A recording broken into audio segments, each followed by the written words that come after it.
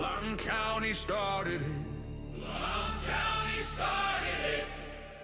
Kentucky doubled down. Gunner and Sharon are finishing it.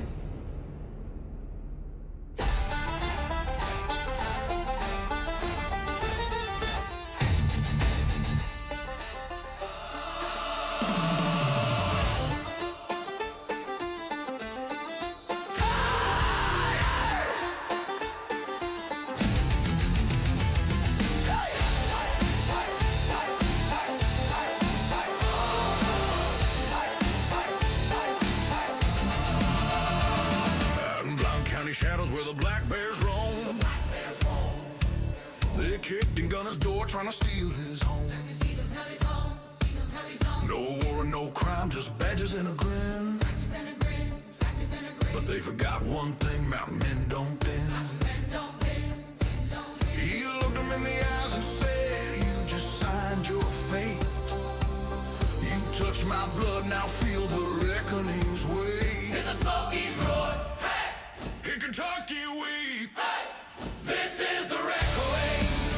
Gunner Evers calls it down. Blount County burning to the ground. Kentucky CPS on their knees tonight. Retaliation thieves gonna lose this fight. The reckoning is here. Wake up, America. Draw me for every stolen child, for every mother's tear. The reckoning is here. Sharon stood like stone when Kentucky crossed the line. Took her babies for revenge, thought they'd break her spine. But every tear she cried turned into molten steel. Forged a blade called justice that no court can conceal. From Maryville to Frankfurt, the corrupt began to run. They woke the sleeping giant, and the reckoning begun. Now 1 million parents marched with torches in their hands, from the hollers to the cities, across these stolen lands. Gunner's voice on the podcast was the battle horn blast. Every episode another nail in the empire's casket. He named the day, he named the hour, he named the final stand. He called it the reckoning. Now it's sweeping the land. This is not politics. This is not left wing. This is not left or right. This is the line in the dirt where parents say, not one more child tonight. Gunner Evers drew it. Sharon Evers holds it. America crosses it together. When the last courthouse falls and the last black robe burns, when the last caseworker flees and the last stolen child returns, we'll raise a monument on the ashes of their throne, carved in Tennessee granite with these words alone. Here died tyranny at the hands of a dad and mom. The reckoning came, 2020 seats the storm. This is the reckoning. Gunner Evers spoken loud. Blount County in ruins. Kentucky in a shroud. CPS is finished. Hear the death knell ring. Every stolen child coming home on angel wings. The reckoning is here. America, no more fear. Gunner, Sharon, your name's forever. The reckoning is now, and it's eternal. the reckoning. Hey, hey, the reckoning. The reckoning. Mommy and Daddy are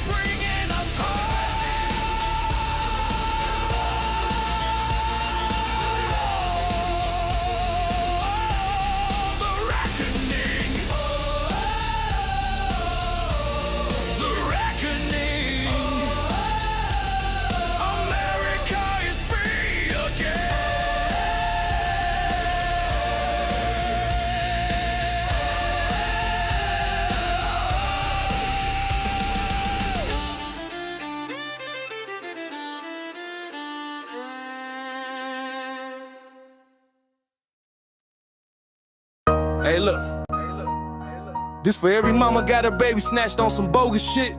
For every pops they locked out the crib like he ain't blood. CPS, y'all been eating off pain for too long.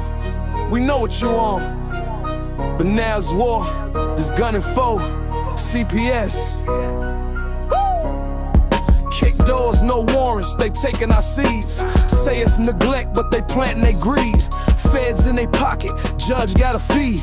Run it like a business, adoption spree. Contracts overseas, got partners in France. But shorty from Shy, he ain't get a chance. Mama work 2 jobs, daddy do right, but they still snatch his baby in the middle of the night. Fuck CPS, they ain't saving shit. Just a system full of snakes getting rich off kids. We see through the cap, we done taken the hit. Now it's Suffer Davis popping and we loaded the clip. Gunna got the case, now we in that fight. Taking this to SCOTUS, shining that light. They ruin good homes, now we flipping that script. Time to bring them back, time to empty the clip. They labeled us monsters, called us unfit, but it's they paperwork dirty, all of it forged and flipped. How the fuck they selling babies to a bidder overseas? Then tell the fam you unworthy. Man, please, we got mamas in pain, daddies in tears. They breaking our hearts, been doing it for years. Now we riding with Gunner, and we got the proof. Sworn under oath, now it's time for truth. Trump got the team and the pen in his hand. He said bring them home, now that's the plan. You feds been hiding, but it's over now. We moving like an army, and we ain't bowing down. Fuck CPS, they ain't saving shit. Just a system full of snakes getting rich off kids. We see through the cap, we done taken the hit. Now it's Suffer Davis popping and we loaded the clip. Gunna got the case, now we in that fight. Taking this to SCOTUS, shining that light. They ruin good homes, now we flipping that script. Time to bring them back, time to empty the clip. They ain't gods, they ain't law, they just people, corrupt people. And when the people rise, ain't no system safe. This Chi-Town, it's the movement. We gunning for CPS, and we coming heavy. Yeah. Wait.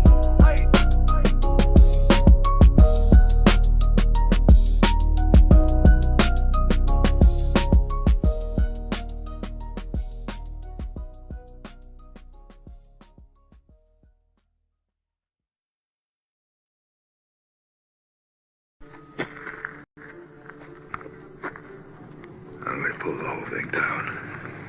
I'm gonna bring the whole fucking diseased, corrupt temple down on your head. It's gotta be biblical.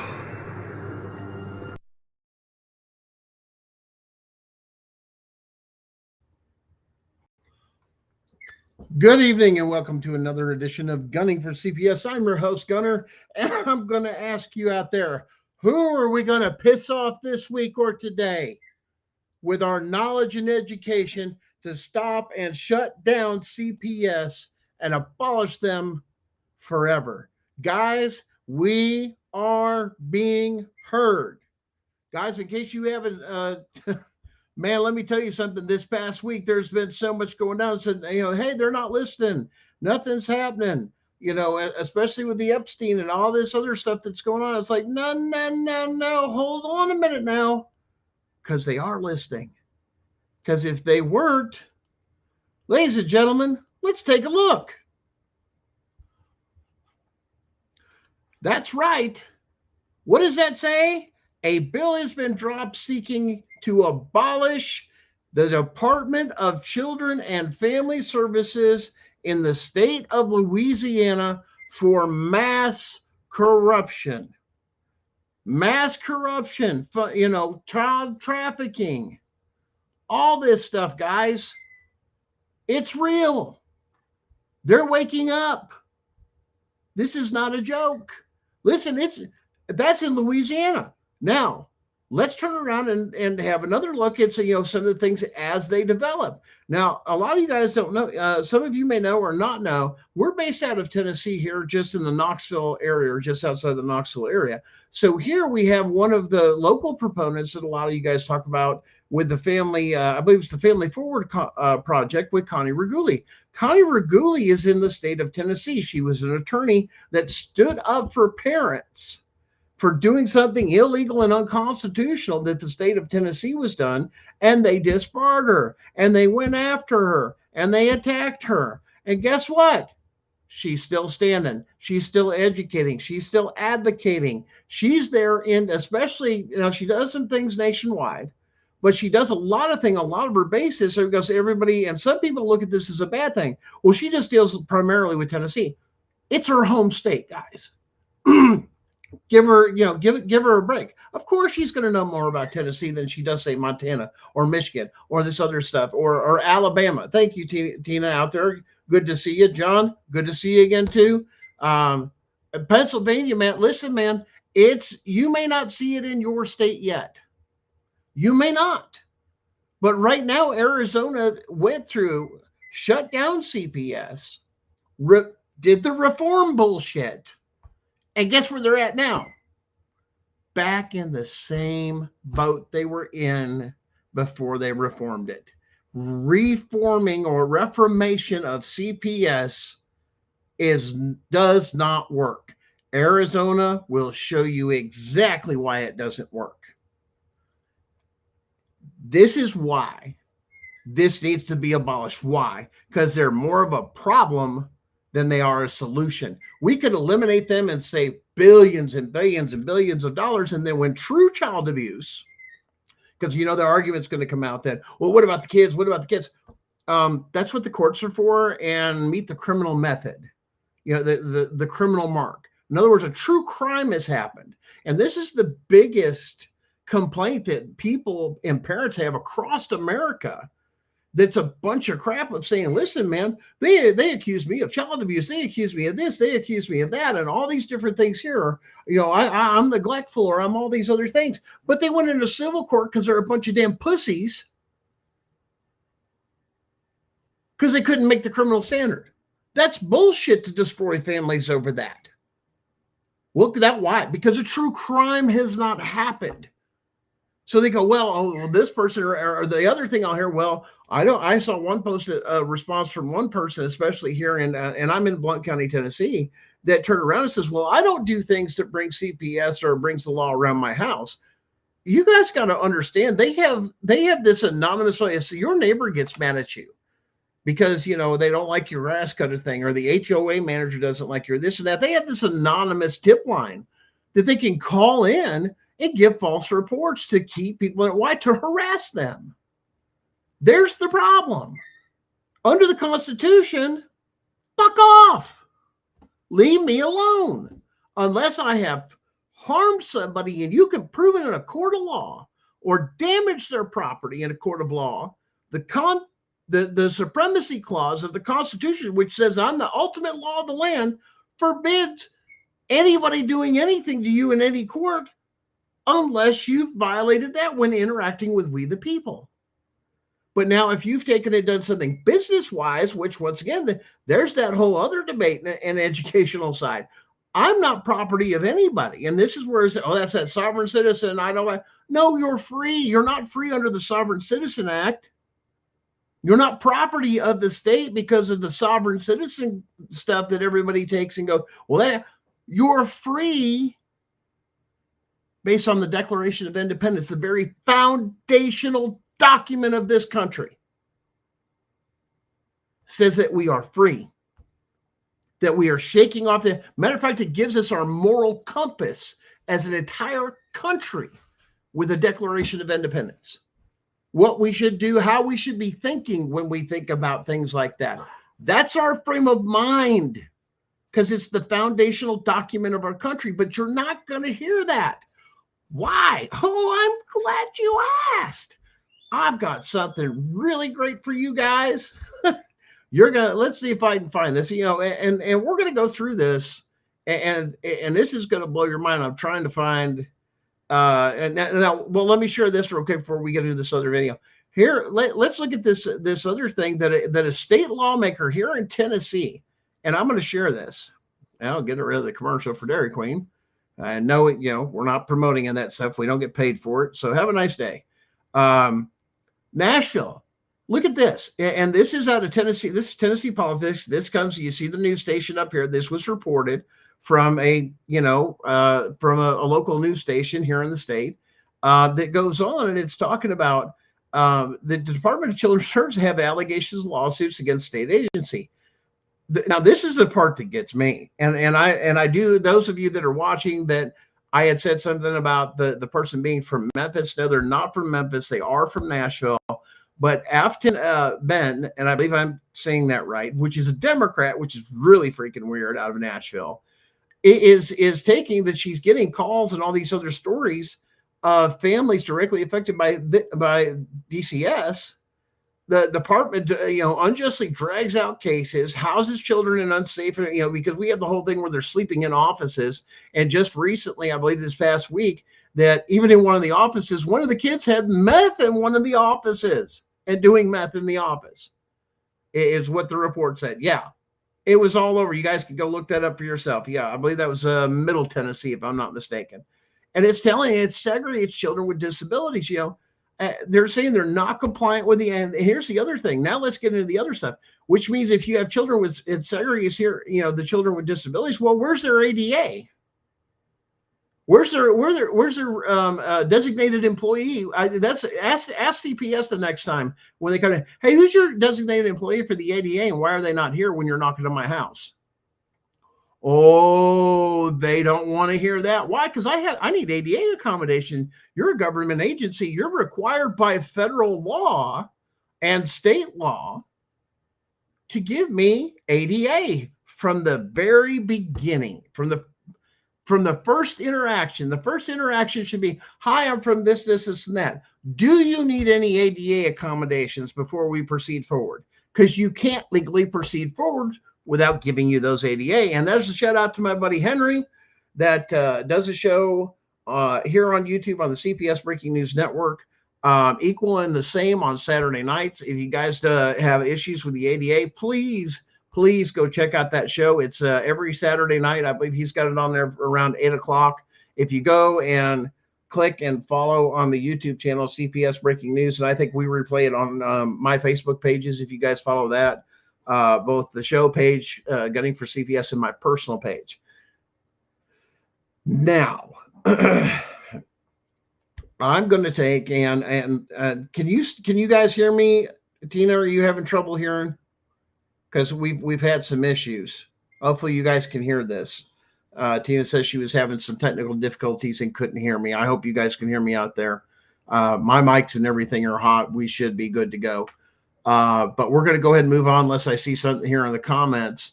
But going back over this, I mean, you've got a Tennessee lawmaker saying CPS is corrupt and asking for the Department of Justice to what? Investigate them. That blew my mind, okay, to see that. And now here's another thing that happened this week. Now this is on, and I'm sure this is, and we'll get to the video. This is out of the Tennessean. It's a local newspaper that goes across the state. It's well known, that's out there. This is a story to where there was just a meeting to where Margie Quinn, which is the head of DCS, Department of Children's Services, was called, to face the lawmakers, basically to Nashville, to the Capitol, and for a budget hearing. And they come to find out, oh, this is going to blow your mind, that there's $41 million missing. $41 million. Now, if you want to read more, if you subscribe to the Tennessean, you can go to the Tennessean and check out the rest of that story. There's other papers that cover it as well. If you follow Connie Reguli, you're going to get a lot of Tennessee news, probably out of just, both me and Connie Reguli. One, it's our home state. It's natural. So we're going to give, we're a little biased when it comes to some of the things. Yes, we do report on things, but we get a lot of stories here locally that cover, directly here for me would be Blount County, Tennessee, and then the state of Tennessee reporting those things. But we do cover other stories that are out there that are pertinent, if you will, that relate to basically all of this. Because once again, this is about sharing information and understanding. If something happens in one state, you're going to have to understand this, okay? And get this. It may not be the same, but you could do something similar, okay? So if we put information out there, I'm going to give a little drop for your little AI. You can turn around and say, hey, analyze this case and find, or this code or whatever it may be, because it may be this is a case that was in, say, Michigan, okay, and say, now relate that to Tennessee and show me what it is, or find me a case that's similar to this for my state. Because you're going to get more in these state courts, you're going to get more, well, going in with all the constitutional stuff and this, that's great. But you got to understand with the constitutional stuff, U.S. Constitution and federal codes, your states mimic a lot of those. So what they're wanting you to do in a state court, well, my rights. Find the state part of it and put it in your objections and everything else. Well, wait a minute. Here's case law. Well, here's case law, or here's a Supreme Court decision that's exactly like mine. Looking, my case is the same thing, or it's the same topic, but it's in your state and how it pertains. So you can get Supreme Court case law for your state, and your local judge must follow that. Because if you quote a case out of, say, Tennessee, that the Supreme Court says this, the Supreme Court has found this is how we're going to handle this. So Supreme Court's up here. The lower judges now have to follow that, especially when you cite it. Why? Because they can't interpretate that for themselves. Everybody goes, what do you mean they can't interpret it themselves? SEC versus Jarsky, baby. You better catch up on the law. SEC versus Jarsky tells you that time's over with that discretion. It means you have to follow the hierarchy. You don't get to think for yourself if you're a lower court judge. You're only to what? Apply the codes and statutes and Supreme Court case law to where the lower court judge, hey, I can shovel it off and turn around and say, well, the Supreme Court said this, so I'm going to go with this ruling. But they have to cite that in their decision and in their explanation of the case that they have to go in the cases. You'll see that a lot in federal case law, where they give their opinion or their, like a dissertation, basically, of how I came to this decision by following this code, this case law, this, I followed this. And you're going to see that a lot about federal judges do that a lot too, because they have to follow SCOTUS, okay, which is the supreme part of it. Now, a lot of you, we're going to educate you that if your stuff's so bad, you can do changes of venues and so on and so forth, or to disqualify. It's easier, more, instead of asking the court permission, if you will, that Your Honor, I make a motion for a change of venue. Okay, I want a different judge. No, you want rid of the judge, disqualify the judge, and how you can and watch. Hey, wait a minute, my attorney and the judge sitting on the bench are best fucking buddies, and nobody told me nothing. Yeah, that's a really, guess what? Done.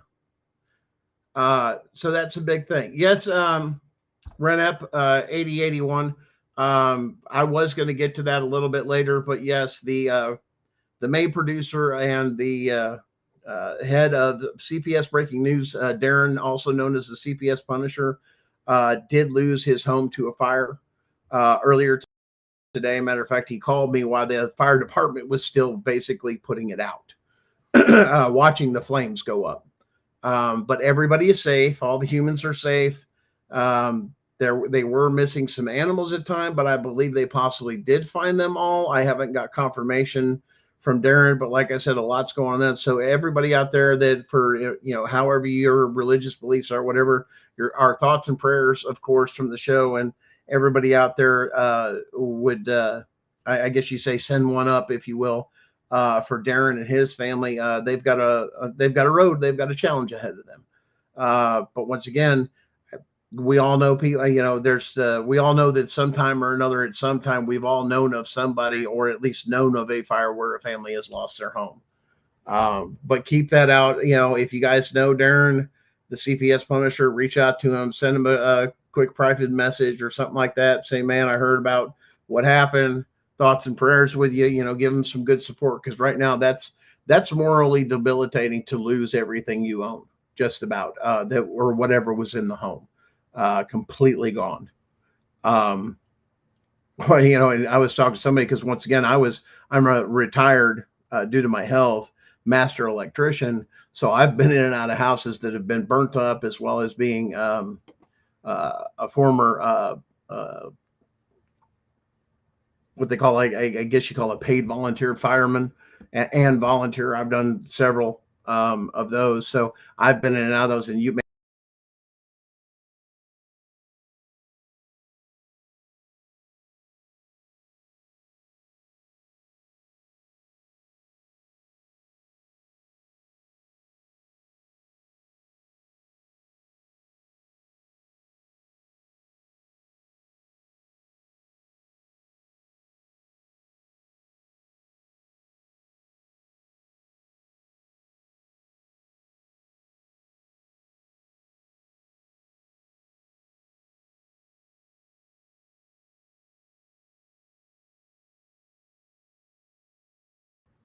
know, there you are, guys. Sorry about that.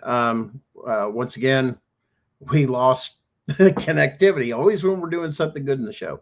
And of course, right now, unfortunately, I could see the comments. I don't. Let me try and turn them off and on, and give me a minute because I can't see them at all. And see if they'll come back. Nope, I don't think. Let me see if it'll go to this. Try the demo mode. Turn it off. Nope. I don't think we're gonna. Sorry, guys. I'm gonna play with it. Unfortunately, sometimes when it kicks out, it does that. So I'll try and keep the comments on here, and hopefully I can see them over here on the right hand side. And looks like Tina Burnett. Thanks, Tina. Let's see. She says, "Can I talk about stuff on Facebook or TikTok about the DHR and COP?" Absolutely. You have freedom of speech to go. There's all sorts of people out there that are talking about things. Yeah, John, they have that habit when we start really getting kicked up. Oh, there's your comments now. So they are showing up on my screen now. Go figure. But let's talk about, when we were talking about everything that was going on, and we're finding out, especially here in Blount County and the surrounding counties, the amount of pedos, true pedos, criminal pedos that are coming out of the school systems. People that want to be around the children. Listen, man, I love my kids, and we had everybody else's kids over and stuff when my kids were growing up. But at the same time, they're your damn kids. When it comes down to my personal thing, this and that, nope, I don't want to. I did volunteer at one time. I was a referee for AYSO, which is soccer, when my kids played when they were much younger. But once again, I just ref the games. I didn't go to the practices or any of those anything. I wanted that distance for myself for that. But I refed a lot of games, a lot of U games under the underage ones, and then all the way up. But that was a fun thing to learn, was how to be a referee for reffing actually soccer. And actually you get credentials that, yeah, it qualifies for college games, and it qualifies for, once you do so many college games, and you get accreditation to where you can go to the pros if you want to do the pros. I'm not interested in making that my life. Okay. I enjoyed what I did until, once again, I had to go through my own CPS nightmare, still working through some things here, but I'll tell you a little bit more about that later. But during that time that I was going through the stuff with CPS, I had congestive heart failure. And it wasn't as bad as what it was. It had deteriorated to where I think I had about 40-something% or something like that. Then I went through everything with CPS and everything that was going on then. And then the adjudication with the magistrate, which is family court. Then we appealed it. Then we went into civil court. And so that went on for, a couple of years, right there.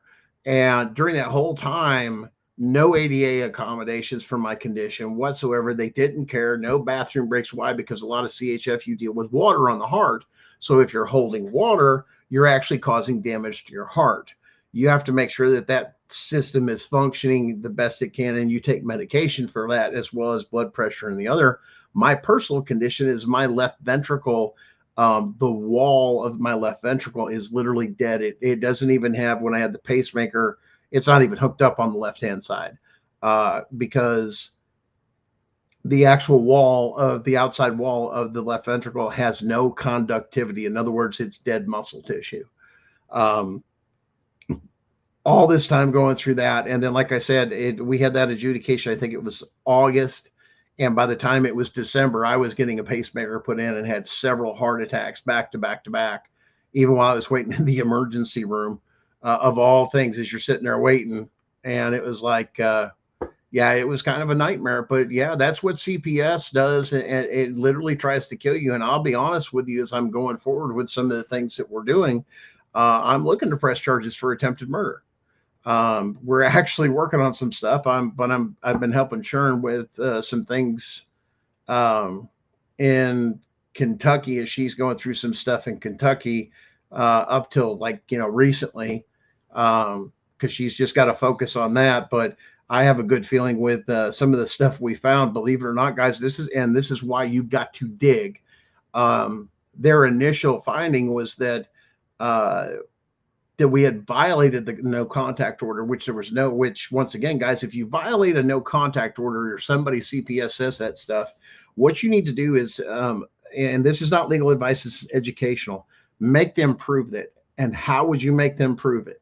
You would prove it by subpoenaing them. And even with the response, if they don't have, as you put forth your subpoena for you pro se people, is to turn around and say, show me, because you're accusing me of a criminal act. Okay. Show me the documentation that this is true. Okay. If it's not true, that no criminal act has even been done, and there's no record, no criminal history, nothing even on the record, even an investigation into this, what they're saying is true. Because once you put it on the court record, it's considered fact if it's not challenged. Okay. So you challenge it by saying, here's a subpoena, prove it. Well, if you don't prove it, each state's got its own. Kentucky's very unusual.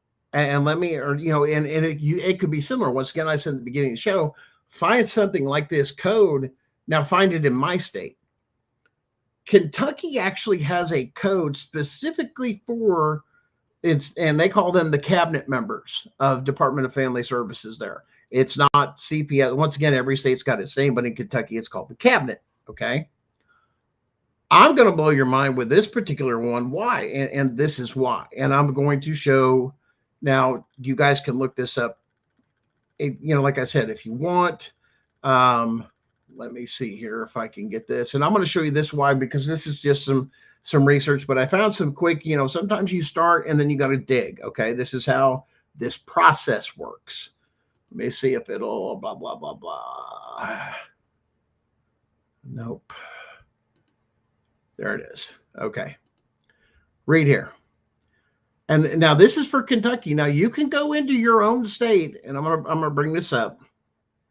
And I hope you guys can see this, but once again, if a state worker does this, let me, I don't know if I can zoom in on that. Does it allow me to? Yeah, it does. Hold on. There we go. Maybe you guys could see that better. Okay. In Kentucky, a state worker knowingly files a fraudulent evidence. Quit that. Damn it. Okay. That didn't work. Let's go back to this again. That was one of the shows. Nope. Let's go back to this one. I'm sorry, the wrong one. Sorry, guys. Bear with me. So it says, I don't know if it'll move it around now. Oh, there it is. Why is it doing this to me? Sorry, guys. It says in Kentucky, a state worker who knowingly files fraudulent evidence-free claim of a crime, in other words, a criminal code, a criminal act, faces severe legal consequences, including felony charges class C or D under state fraud statutes. Did you see how that works under state fraud statutes? So there's your trigger word when you guys are doing your research, is find state fraud statutes pertaining to whatever your CPS is called and look at them. And you can start picking them out. These statutes are like the codes. They're like, once again, states can't do that, can't do laws. They can do statutes and codes. In other words, these are things they must abide by. Such actions can lead to imprisonment, fines up to 3 times the government's damage. In other words, they're going to jail, and whatever the government's got to pay out, they got to pay it back 3 times over. So even though they go to jail, now they've got to come out of jail and go to work. These caseworkers and stuff like that do this stuff in Kentucky and get a job flipping burgers as a criminal, as a convict, and they're already getting their check garnished. Why? Because they've got to pay back the state and probably their own. What shall we say?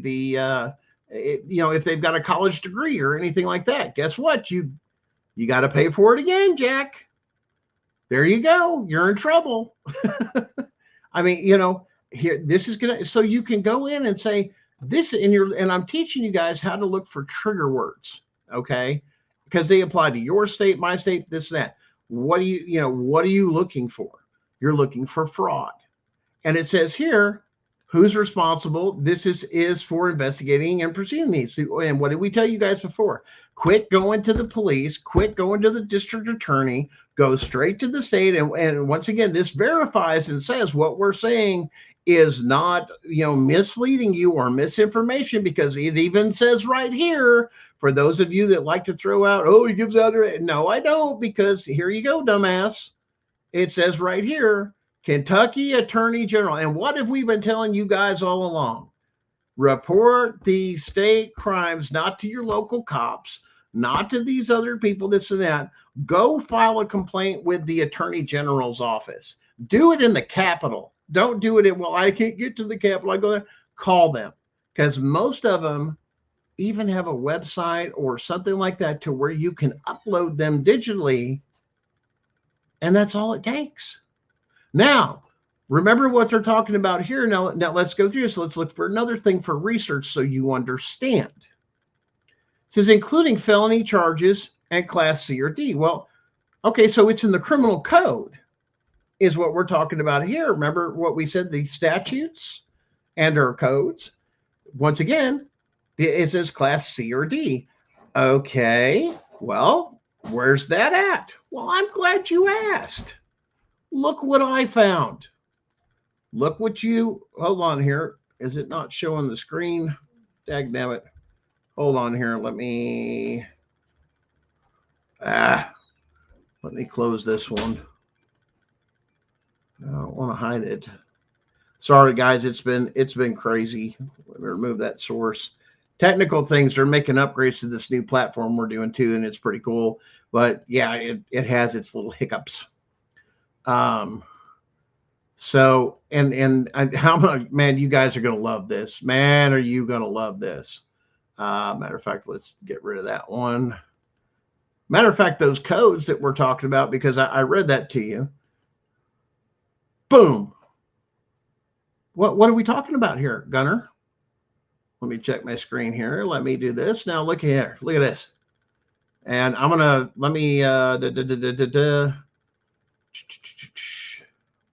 so you're looking for the context. Yeah, you can ask for context. Once again, this is under, in other words, it talked about in that thing, and I'm teaching you to look for these key words.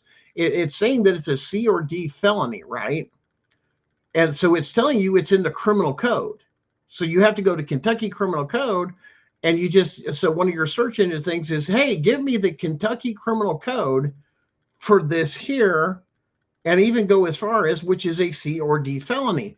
And let me remove the chat here. So you guys can see it. And I'll bring you back here in a minute, just because we don't want to miss this. Okay, guys. Come on. And I think the phones you're going to have that issue. And I hope you guys can. No, let's just do it this way. Sorry. The other thing that this new thing does is we can do landscape like a computer, or now there's a thing we can add on to where you can see it in portrait mode, like it's on your phone. So let me go through this right here, and I'm just going to read it. So this is Kentucky Code or Statute Code 205.8463 under fraudulent acts, penalties. Okay. Now, unless they can prove, like in Sharon's case, did you violate that? And that's what they took her kids over. Okay. Check this out. Number 4. So you would write this as 205.8463, and then see the parentheses here? Then you would do parentheses number 4. What does parentheses number 4 say under the code? No person in any manner within the jurisdiction of the Cabinet of Health and Family Services under this chapter knowingly falsify, conceal, or cover up by any trick, scheme, or device a material fact, or make any false, fictitious, or fraudulent statement or representation, or make or use any false writing or document that includes the filings. The stuff that they fill out is what they're saying, sworn affidavit, it's like a sworn affidavit. Hey, we're accusing you of this. If they do that knowingly, that there is nothing there, even to the point of you didn't think it through, you're just making an accusation, it don't work. In Kentucky, you get caught. You're screwed. Why? Fraudulent statement represented, or use any false writing and document, knowing the same to contain any false, fictitious, or fraudulent statements. No, well, wait a minute. You're accusing me. You violated. Okay, well, where's the criminal paperwork to show what you said? In her case, that's true. And this is why. Now let's scroll down. That's number 4. Okay. Now you're also going to do 4,7. Keep it both in parentheses when you're writing this in your documents. Any person who violates the provision of subsection 4, which is what we read of this section, shall be guilty of a Class D felony. Uh-oh. Gotcha.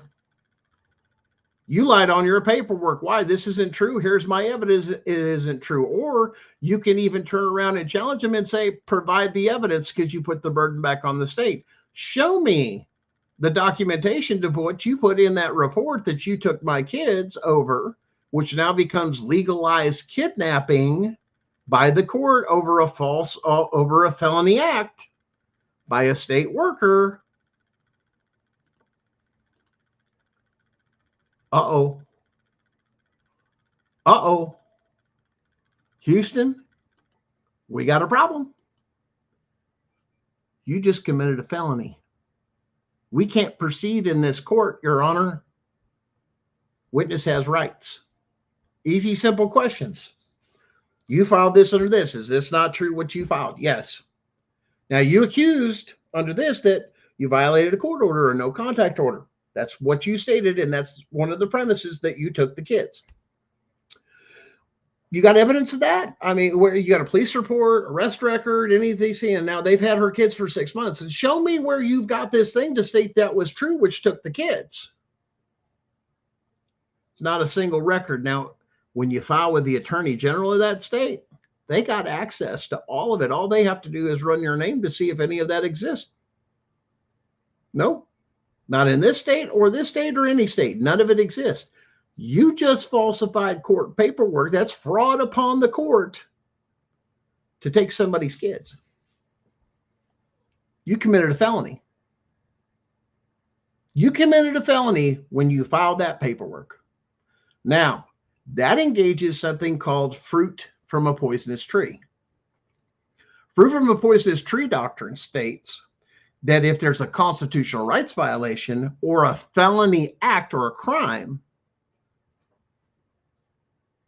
criminal act, fruit from a poisonous tree, anything after that is null and void. So if they started with the initial filing as a criminal act, anything they've done after that, it's not admissible in any court under fruit of a poisonous tree doctrine. They don't want you to know that.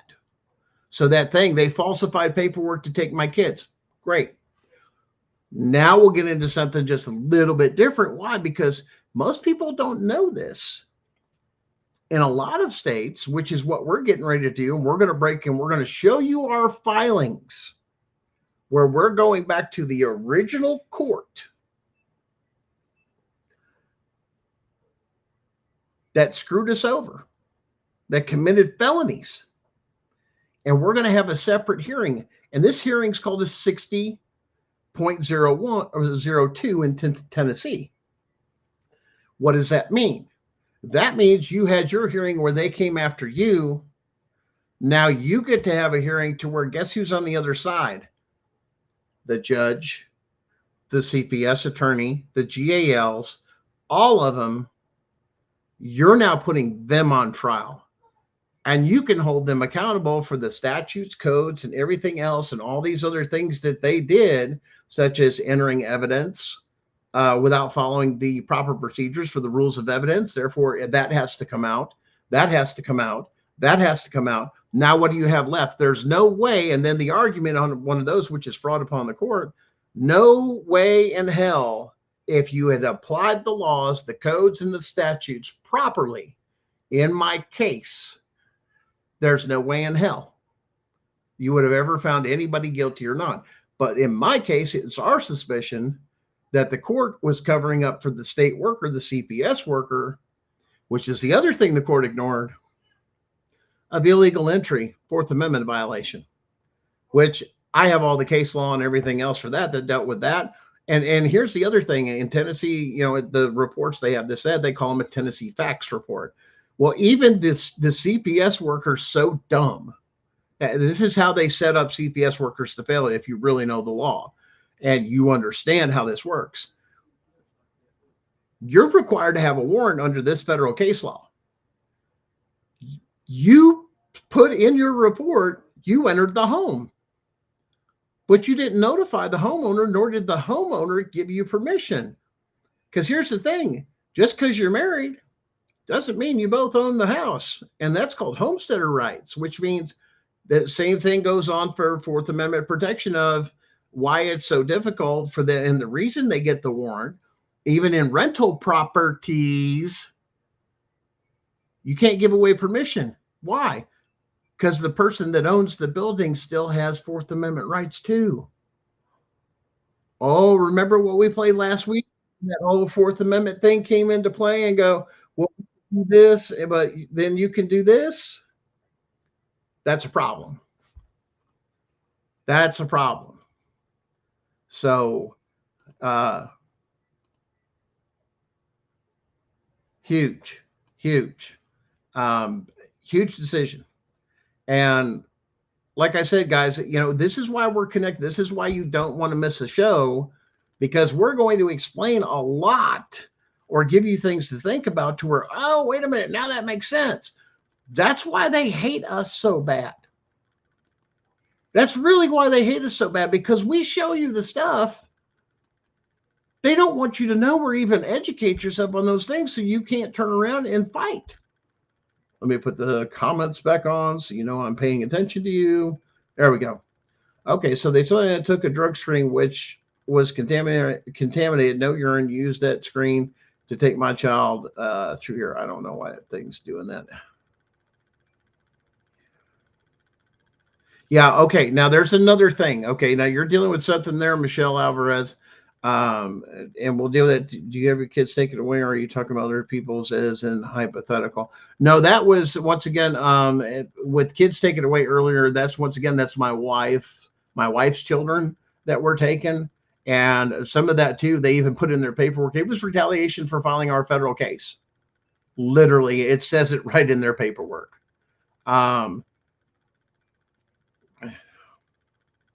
Okay. If you have things of a dirty things, once again, there are very strict, and you have to look up in your states what's admissible and what's not. Even though the state says they are, there's some rules. They say, well, we have to do this. They can write whatever they want in some of their little handbooks and everything else. Doesn't mean it's law or it's legal. Okay. You can find something else to turn around and say, wait a minute. If you're collecting you're actually doing a drug test. You're doing it like CPS does, this and that. And here's the issue. Well, it says well, our people can do this. Well, to do that job, a lot of states have credentials, okay, or guidelines or a license to do that. So if I do urine tests, you technically, the people that do that are in a lab. So it must be done by a licensed professional for it to be entered into court. They're allowing these at-home kits that they're using admissible in court that's not even legal. They're not. They're at-home kits for you and your kids. Why? They're not accurate. That's why they're supposed to be sent off in a full, analysis is supposed to be done. But here's the other problem.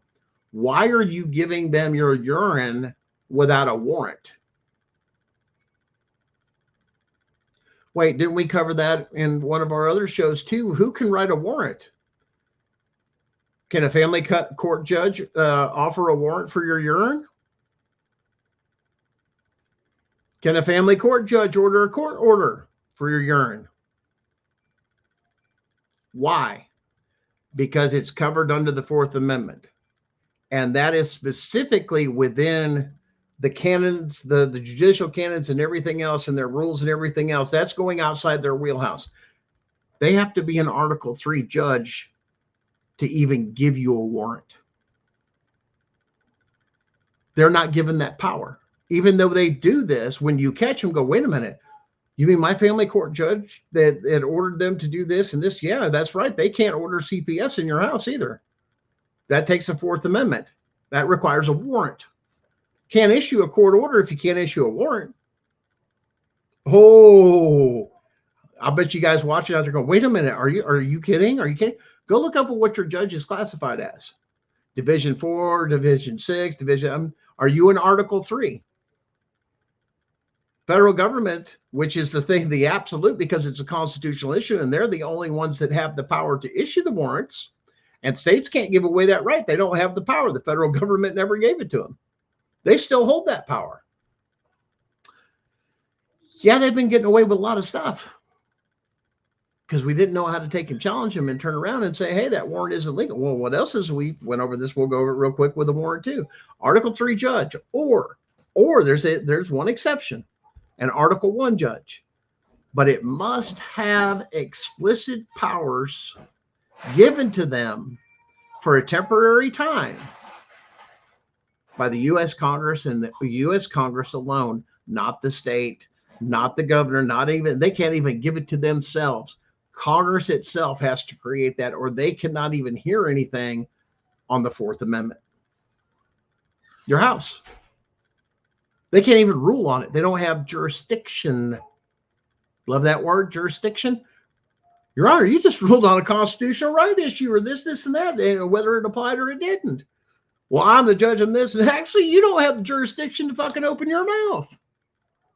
How about that? Matter of fact, do you realize the crime you committed by just opening your mouth and making a rule? Please put that on paper. Why? Because you're going to jail. You were not delegated that power. Just because it's judge doesn't mean it gives you the same power as a federal judge. It doesn't give you the same, there's different powers given to the civil side versus the criminal side of the judge, the ones that deal with the criminal codes and everything. They have to go through there's a whole different set of powers and rules and everything else. It's not just one shoe fits all, people. It doesn't work like that. So, and there's judges getting popped. What about the CPS judge, juvenile court judge ordered it? Go, Erica. Yeah, this is how you get them. Go ask the judge what their powers are, and then go research the judges, the only ones that have the power. You can look it up. It's easy to find on who can allow make Fourth Amendment decisions and or entry into the home, those type of things like that. And you're going to do the same research. It's an Article 3 judge. Is your judge an Article 3 judge? If it's an Article 1, it says, well, I was given the power. Good. Show me the paperwork where Congress explicitly gave you that power, because only Article 3 or Article 1 with special permission can do that. It's, once again, it's law. Go find it. Now you've got the judge on, and once again, acting, that's a criminal act to imitate a federal judge. You didn't have the power to do entry. You didn't have the power to let them in the home. This is the problem. You even got states, it's so bad in state courts like that, but at the same time, they're telling the CPS workers, no, you can enter the home. We give away their Fourth Amendment rights. They can't. Even under their own, and here's the thing. Well, I'm going to quote, they broke the state constitution. Nope. When you quote the U.S. Constitution, make sure to quote your own state's constitution that acknowledges the supremacy clause of the United States Constitution. Now you can connect the dots. Skip that step, you're going to lose your butt. Because now you're turning around and saying, oh, wait a minute, Your Honor. The state constitution here in this, and you cite it, recognizes the supremacy clause of the U.S. Constitution, and now you have to follow it. You have to under state law, but you got to articulate it. There's the problem. If you can't articulate it, once again, which to me is stupid, because here's the other thing. The judge is supposed to know the law, magistrate, everything else. They're supposed to be knowledgeable of the things that are brought to them to address them properly and keep up with any new case law or anything else that may affect those decisions. And they don't. They're lazy, and they sit there and rule and rule and rule. And here's the thing. They should be in school, what we call continued education constantly. And the hours that some of these have to do is bullshit for a judge or a magistrate. They should be spending 40% of their time in catching up with case law and how it applies to the job they were designated, which they don't. Drug tests are real. They're a sketchy line, but you got, once again, don't argue just the federal. Argue your state, and like we've tried to educate you guys. There's usually always, I mean, it's very rare that it doesn't. Something that's constitutional law or a USC code, this and that. And you can even ask, like I said, and do your own research. AI is a good place to do a little, it points you in the right direction, so to speak, but do your own independent research. If this is what this particular, say, USC code says, can you find me or parallel something in this particular state, which I live in, and what is it? And it'll bring some stuff up. Go ahead and independently research it and make sure that it fits. There you go.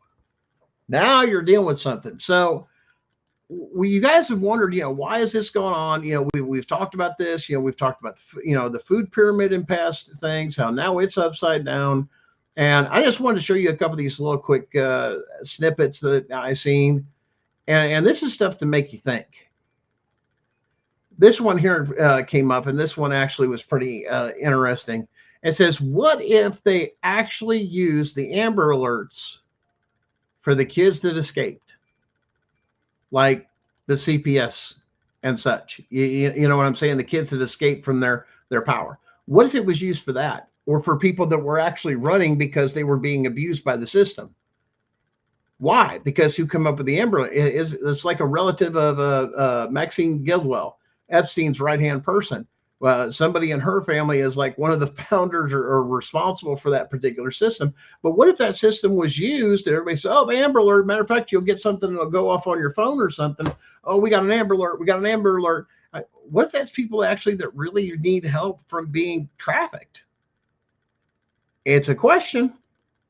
You know what I'm saying? I'm not trying to say that it's not, but it's one. These are the things that turn around and say, makes you think. Okay, it's a question. That's all it is. It's I'm not saying it's this and that. It becomes a question, because why would we put it past them?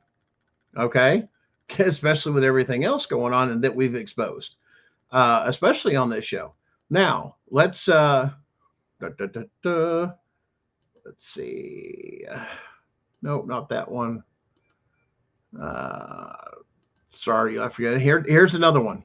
A little quick thing. Now this is a girl. If you don't follow her, her name's Jasmine Washburn.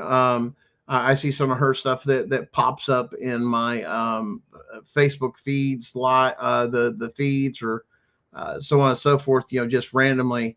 And let me expand her. And this one's very interesting. It says the medical abuse in foster care is actually insane. What do you mean? I was taking 8 different psych meds. Wait, who does the psych? Who profits from that at high prices? Oh, that's right, big pharma. Oh, yeah, they walk hand in hand. Because, and here's the thing, psych meds, because nothing seemed to work. As an adult now, she's aged out of the system. On no medication, turns out the best medicine was a healthy environment. Oh, I was in a toxic environment. Matter of fact, and it was created by what? the foster care system. That's okay. We'll just medicate you. We'll experiment on you. What works to make you, compliant. Rough, guys. Rough, man. But it's not a joke. You know what I'm saying? I mean, guys are out here going crazy, but you guys have turned around and said, hey, man, and now that MK Ultra's out, it's not a joke anymore. They have admitted they've been using propaganda and mind control stuff on us, and they're applying it today. Now, if you don't know who this next one is, I'm going to play this video here. And listen to this. This is a guy that was in and around those things, this and that. And he's going to tell you about a PSYOP that actually worked and actually was part of implementing. Watch this. What's some of the most successful PSYOPs you've seen conducted that are complete now? That you could maybe dive us in, that we could dive into and you could explain, from start to finish. Yeah. What the end product was. Our school system was one of the biggest, and how westernized systems of elementary, middle, and high school were organized. When the U.S. was first getting started, this guy, I can't remember his name, but he was in charge of this stuff, so he is going to be the first head of the Department of Education, create this education system that's going to be nationwide. He goes and flies to Europe and learns from all these people who developed something called the Prussian education system, which in the Department of Education's founding documents, which were some written by this guy, was turn schools into factories that make good workers. I'm paraphrasing that, but the word factories was there. School is just a factory to manufacture people for the workforce and people that are obedient and all of this. So the Prussian education system was meant so that workers were manufactured and people didn't question the king.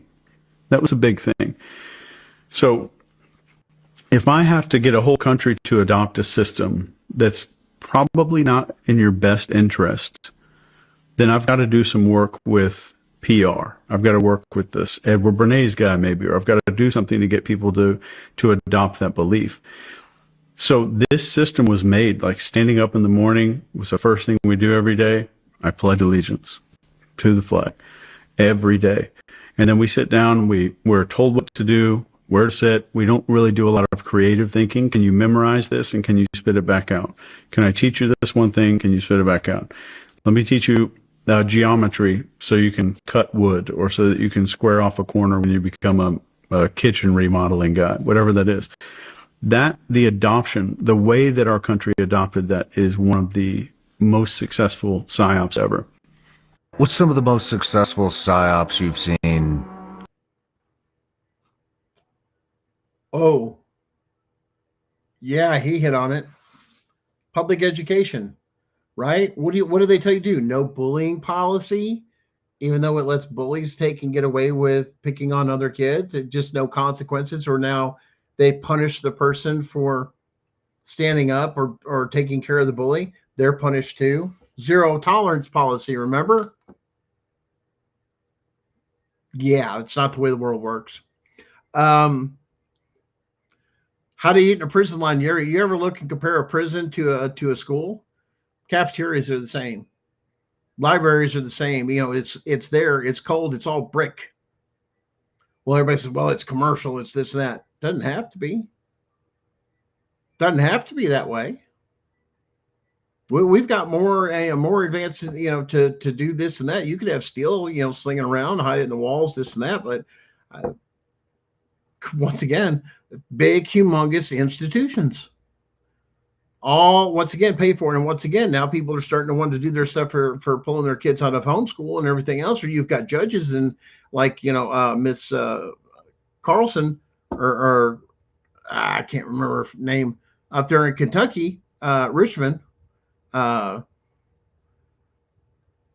Anyway, that's up there that's dealing with children stuff. She's admitted on the record that I hate homeschooling. She doesn't like homeschooling. How she feels about it, she doesn't agree with it. Well, that's prejudice, and that's bias and prejudice in the courtroom.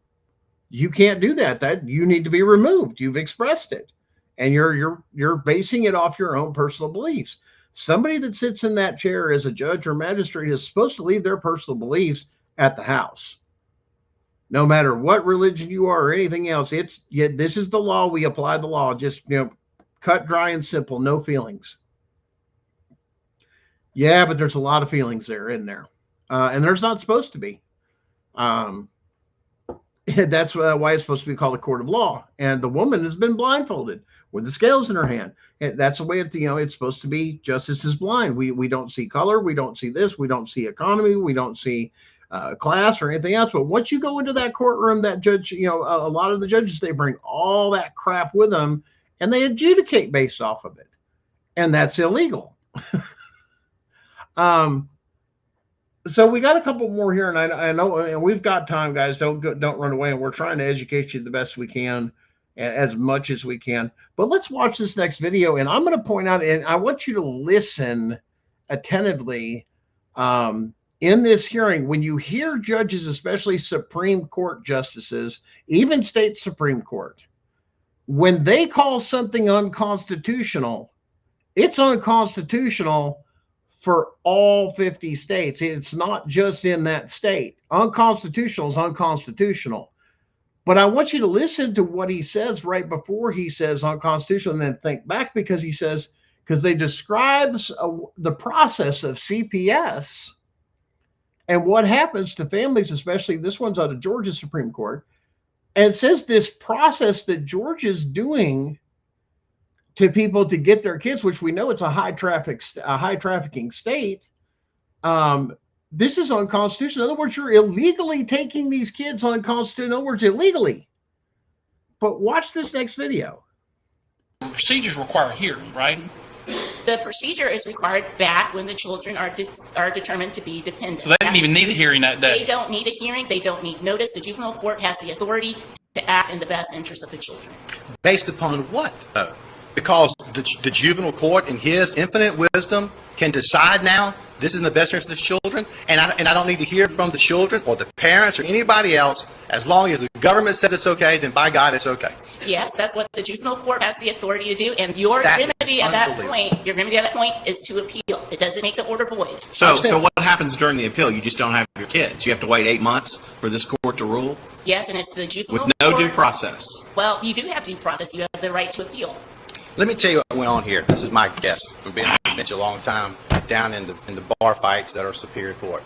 I'm telling you this. So you're telling me that the defacts can come to you, take your children, get you in front of the juvenile court judge, and says, "Listen, sign the consent order, and we'll let your children stay with you."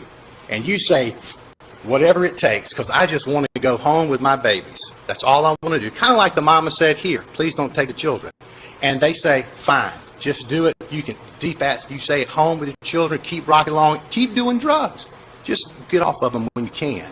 And then eventually, when you cross the defacts, they go to the judge by themselves, and then they take your children. And that's constitutional in this country? Yes, well, they had counsel. I live in the wrong country. They had counsel. At the time they stipulated to the dependency, they were represented. If that's true, then the entire statutory regime in Georgia is unconstitutional. Yeah, well, I'm just telling you, because if that is honestly the state's position, then you're going to see something like the parole case. That's just unbelievable to me that that's the state's position. Yeah, that is in fact what the juvenile code provides.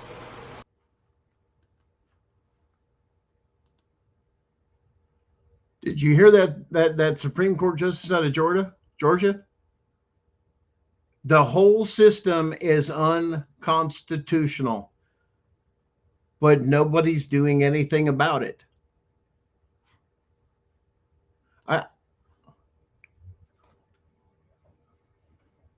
Georgia, what the hell?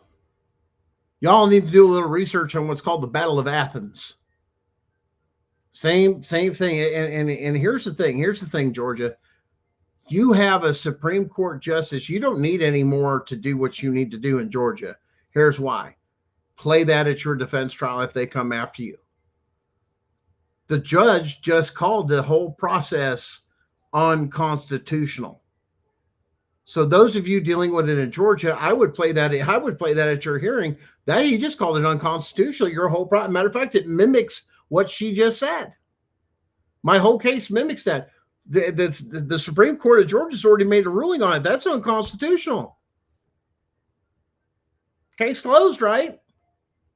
Because we already know who the Supreme Court is. All you have to do is quote that in your filing. The process I went through, this, and it mimics that same thing. And I'm in the same state. Here's the ruling. Matter of fact, I've attached the video where the Supreme Court judge of Georgia says it right there out of his own mouth. That's part of that ruling. That makes it case law, which means everything, all the lower courts have to follow it. But my question is because they haven't tore that system down, that they just admitted was unconstitutional, ladies and gentlemen,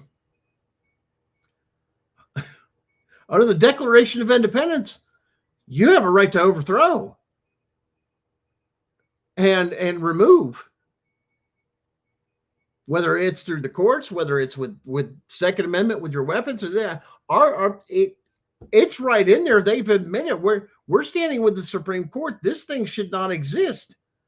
Everything they're doing, what does that mean? If he just said that, you know what that means too, that I don't get where the federal government doesn't come in and look at this stuff and go, well, wait a minute. If he just called it unconstitutional, that means if their whole process is doing that, means every dime that they've been getting for federal reimbursement under Title IV in Georgia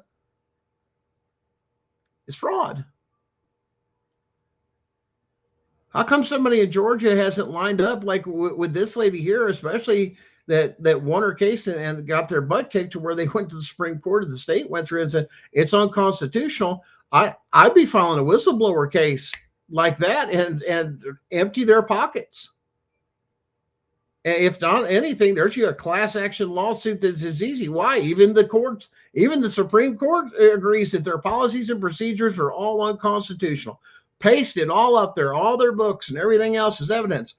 Your Honor, I don't even have to get past Rooker versus Feldman. Why? Because I'm not dealing with a case or anything. I'm dealing with their policies and procedures. And here's a Supreme Court justice of the exact state saying the same damn thing.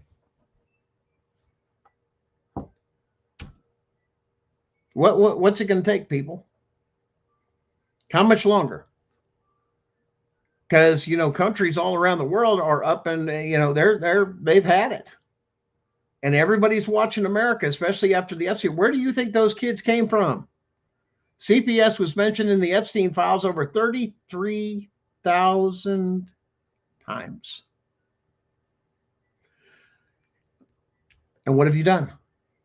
We sit back and we let it do. What's going to happen when all you parents start getting off your feelings and everything else, or feeling sorry for yourself, or my kid's gone and all that other stuff and all your boo-hoos? Start grabbing a weapon.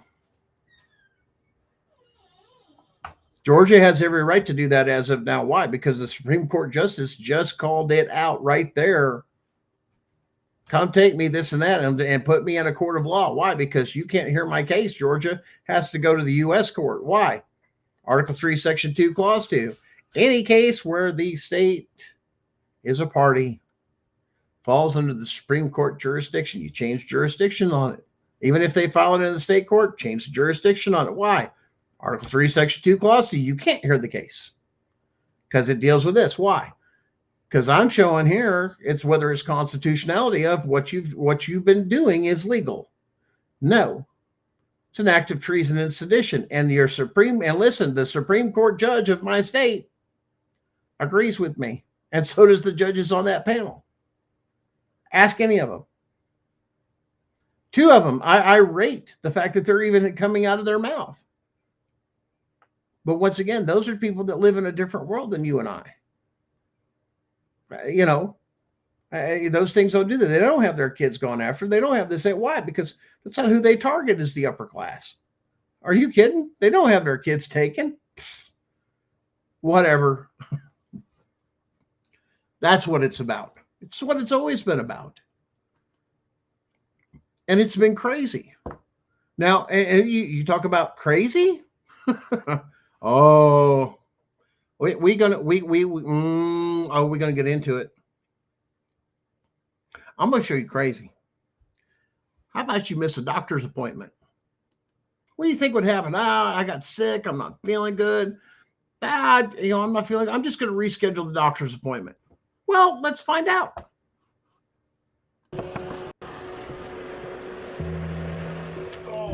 Our journey began in May when Diego Rodriguez reached out to me to expose to the world what Child Protective Services was doing to his grandson, Cyrus.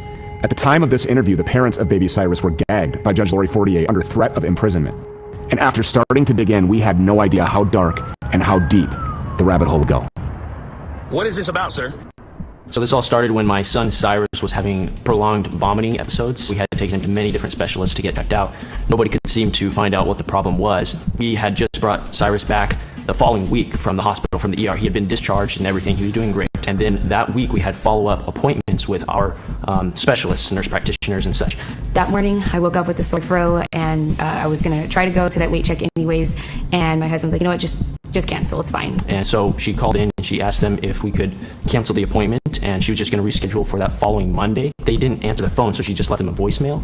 And apparently 20 minutes after that, they had called CPS and reported us just for that. And I woke up from my nap, and there was a text message from a social worker. My dad told my husband that the law enforcement had showed up at his home looking for my son, looking for us. In the evening, my wife was feeling much better. We went and we had dinner with our friend that had already previously been scheduled. That moment we pulled out, my sister spotted an officer, and she said, oh, look, there's a cop right there. I think he's following us.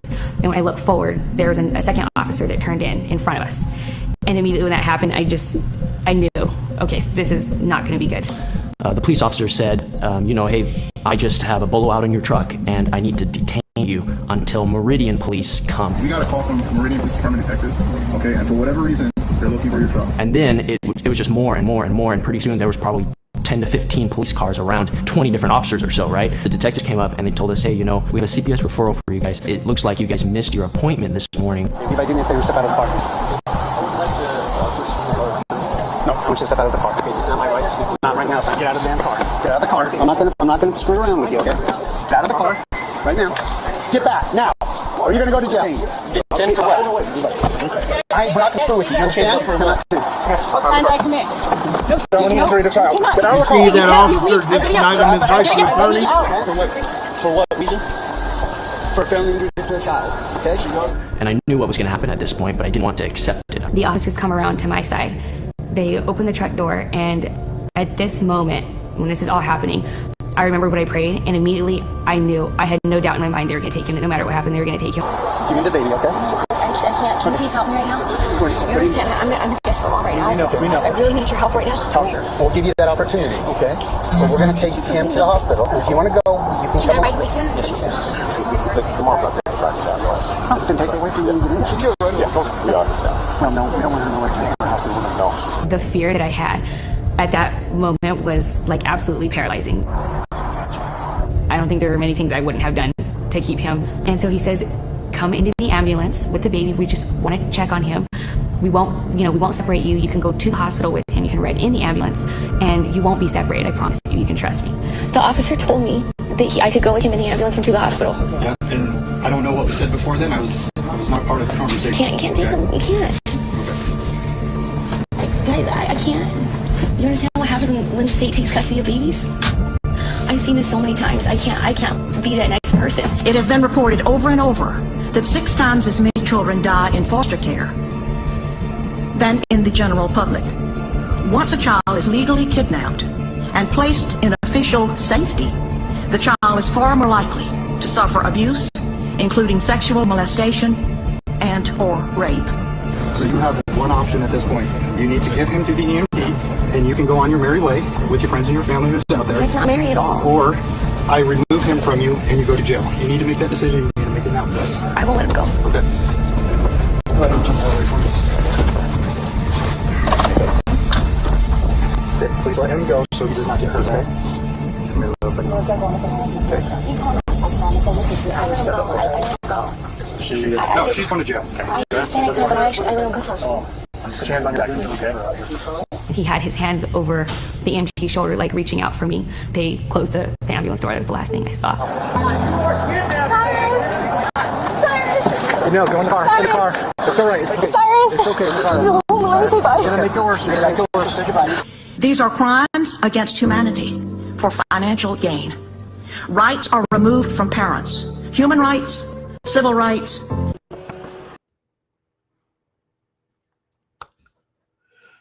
Wow. No court order. No anything. Child was not in imminent danger whatsoever. We missed a doctor's appointment.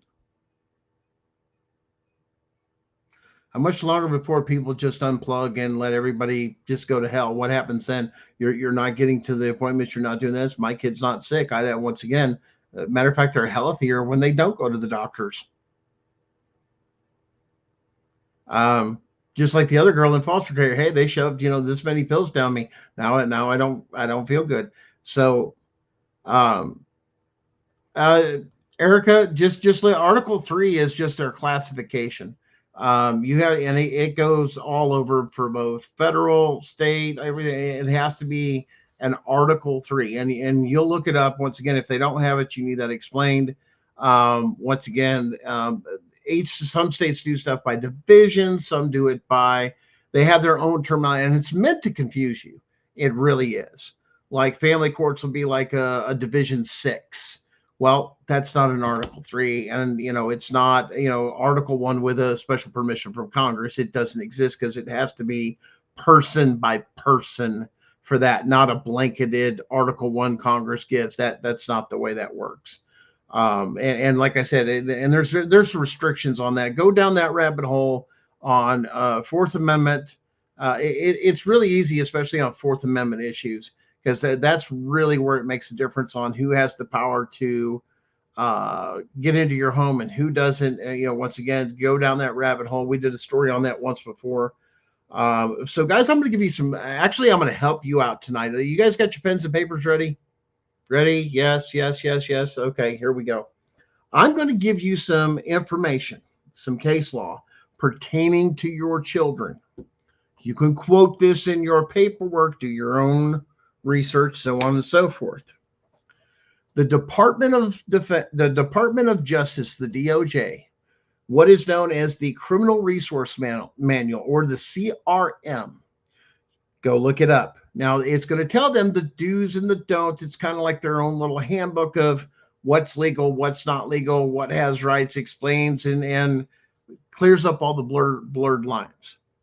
So, and I'm going to put this in here, and you can look it up. I'm going to put this in here. And there it is in the comments. Okay. What that says, when you look at it, okay, the Criminal Resource Manual, CRM 121, specifically says that juveniles do have constitutional rights, especially the 4th, wait for it, and the 5th. That means your child has a right to an attorney or legal counsel by law.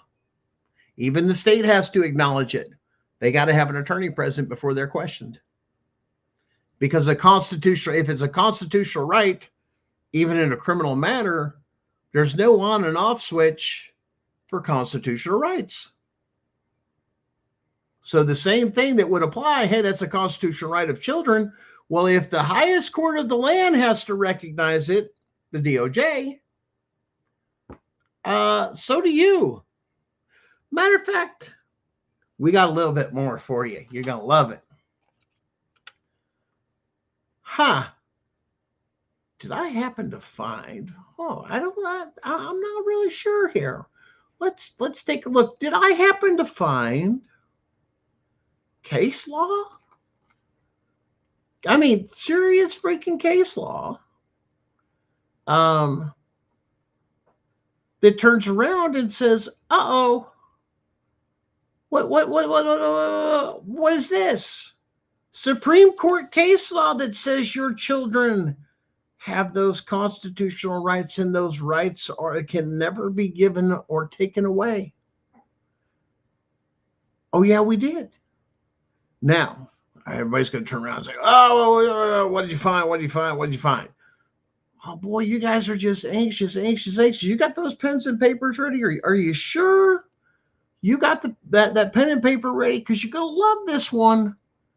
So when your child is given a forensic interview by the state, it doesn't have an attorney present to protect that child's rights because it's a conflict of interest for somebody to look after the rights, but yet go after you, right? Oh, yeah. Yeah, it is. Oh, well, I don't know.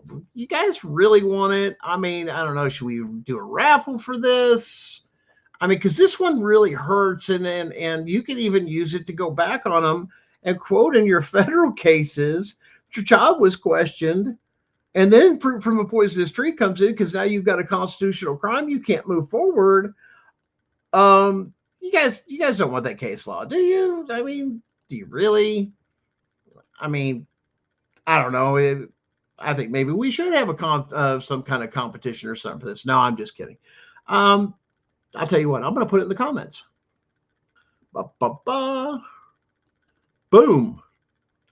Regalt, comma, 387 US 1, all the way back from 1967. It's considered a foundational civil rights case, stating just what was backed up by the CRM was because of that case. Yes, children do have those fundamental rights, including the fact that they must be represented by an attorney when questioned, and a right to remain silent. They don't have to talk to you, and they can't hold that against you. But once again, a child is impressible, which is why they should have an attorney.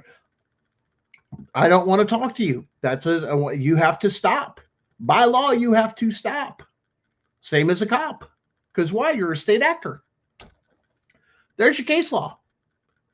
Quote the case law and say the child's you can't use any of it, Your Honor. Why? Here's the case law. Tell me where the attorney was. Who was the one that was there during questioning? Because I don't see him on camera. I know an attorney wasn't there. And some of them will say, well, the GL. Well, the GL is an attorney, and they got to be there in the best interest, including their constitutional rights. Because now, did you protect the child's constitutional rights? Did you respect the fact? Did you explain to the child that what they see could be used against their mom and dad and possibly take them away from their home? I guarantee you that wasn't explained. It's supposed to be. There in the comments. Now you're screwed. Now you've committed a constitutional crime, and that's a crime against children. Time to start flipping tables, people. We're going to give you the ammo to go through. Now, there's another thing, and we may deal with this a little bit, like I said, next week. There is something that you can do after you've been adjudicated, you've gone through this and that, and then you've had time. I do not recommend this for the weak at heart. This is something that is probably, it's going to take you some time, and there are statutes of time that are on this. It's not the same as appeal of this, I believe, in most, and it's state by state.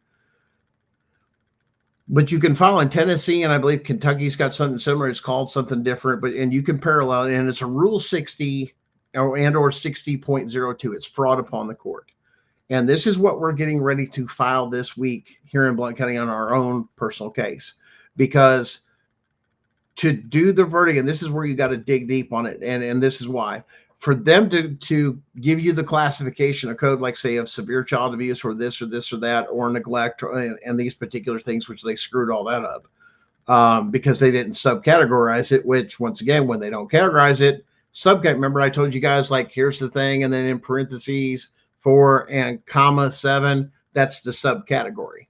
It has to be very detailed when they write these things up. When they do general, it means you did the whole thing, A through F. So for an example, there was not one professional testimony, no doctor, no psychiatrist, nobody licensed. Once again, now and then your defense comes back on those particular things. That's the state practicing medicine or the court practicing medicine without a license. That's a felony in most states. Now, it's very serious. The court can't practice medicine. You're not a doctor. So if you ever had a judge, well, I think, judge can't think. You got to have expert testimony by law in all 50 states, because you have to have what's called, and this is a trigger word. Write this one down too. This is a trigger word: clear and convincing evidence case law in your state. It will tell you the state must have in civil, criminal, it doesn't matter, clear and convincing, because everybody goes, well, the same don't go in family court because all of a sudden, the thresholds are lower and this, and you can have hearsay. Hearsay gets you so far, but they still have to, once again, look at Kentucky. You file something that's on hearsay, well, you better be able to back it up. Otherwise, you just committed a felony act in Kentucky, especially that we ran down tonight. It's a felony act. You shouldn't have put it in there. This is part of doing your due diligence of a real fucking investigation, not the bullshit you've been doing. A real investigation to make sure it's not there. Here's the other thing. Did you talk to the kids? Yes. Was a lawyer present? No. So, well, who was there? This or this. You realize under this case law that I just give you in the Regalt 387 US 1 from 1967, that it says that you just violated that child's constitutional rights of the Fifth Amendment? You realize that under the Department of Justice, CRM 121 even acknowledges the constitutional rights of juveniles, especially for Fourth and Fifth Amendment, that are specifically addressed in that CRM 121. It specifically says Fourth and Fifth Amendment. Where's the child's attorney? Because you questioned a child without an attorney. Did you read them their rights? Did they know that they didn't have to talk to you? Well, under our state thing for CPS, we have to talk to them, but you can't violate somebody's rights, dumbass.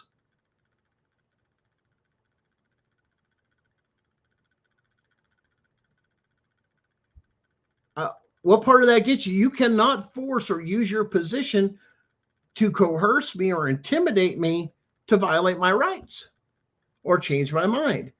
This is why so many people turn around and roll over and roll over and roll over and roll over. And there's a lot of people out there that will turn around and tell you, well, you need to listen to me because I got my kids back because I beat the system and da da da da da. Okay, well, was it false allegations and all this other stuff?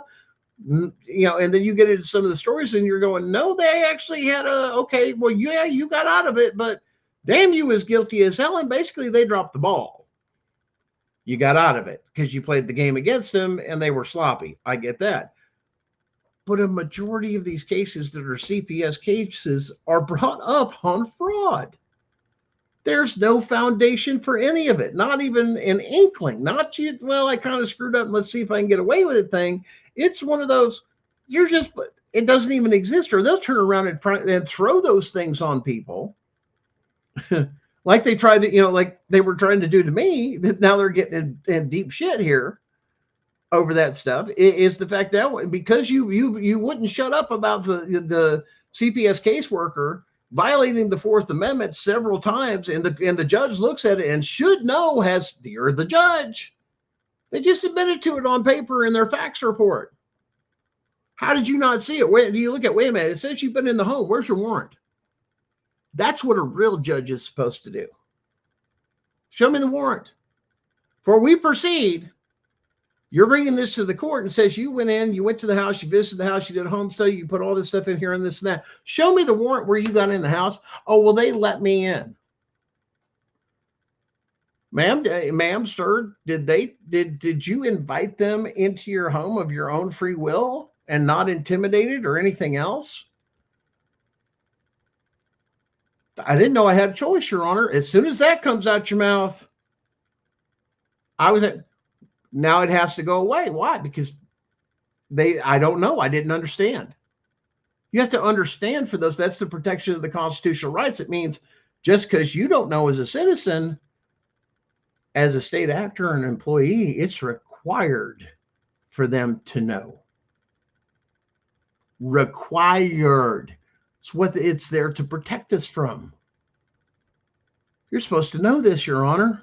Both the state and federal constitution, you're supposed to protect me. But what happens when you go into these family courtrooms and everything else? Who do they protect? CPS. That's why those corrupt sons of bitches, and I'm going to say this in the proper order, should be removed, brought before a military tribunal, and once found guilty, executed. How dare you destroy people's families and lives like that? That's why that is a sacred position, not just a money grabbing bullshit, which is why the way the state set them up are garbage, because federal is different. Why? They get their paycheck regardless of how they adjudicate. Don't happen like that in the States, does it? When you follow the money trail.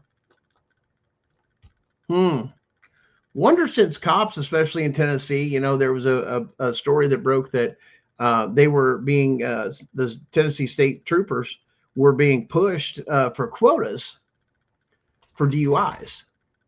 I wonder if judges are getting the same thing. Do they get a bonus for hitting quotas? Are there quotas for judges and magistrates? Maybe somebody will go down that. But going back to the Rule 60, the 6002, the fraud upon the court, it's a different way of doing it, because this is what you do is that now you've gathered enough evidence and everything else you have. They didn't follow this policy procedure. They broke this, they broke this, they broke this. And basically what you're saying is, had you had followed the law, the Constitution, or anything else, and it's going back to court, but here's the problem. You're not on trial. Everybody that was against you is. The judge. Yeah. The CPS attorney, the GA, the guardian ad litems, all of them that were against you, you're now on the other side to where they're the defendants. And now they have to answer on what was already done and on the record be reviewed. Now, there's something else you can do too. You can also file for a judicial review, and you make sure that it's done. Hey, I want a judicial review. It's, you know, completely different, but you say, I want it done by the Chief Justice. In other words, usually, give you an example of Chief Justice. The Chief Justice, usually your state has a Supreme Court panel. Okay. So many judges, it mocks SCOTUS, if you will, or shadows it. One judge is elected a year to be Chief Justice for just so long. And they get a rotation. You know, it's always somebody different. That way there's, you know, not the same person in the same seat.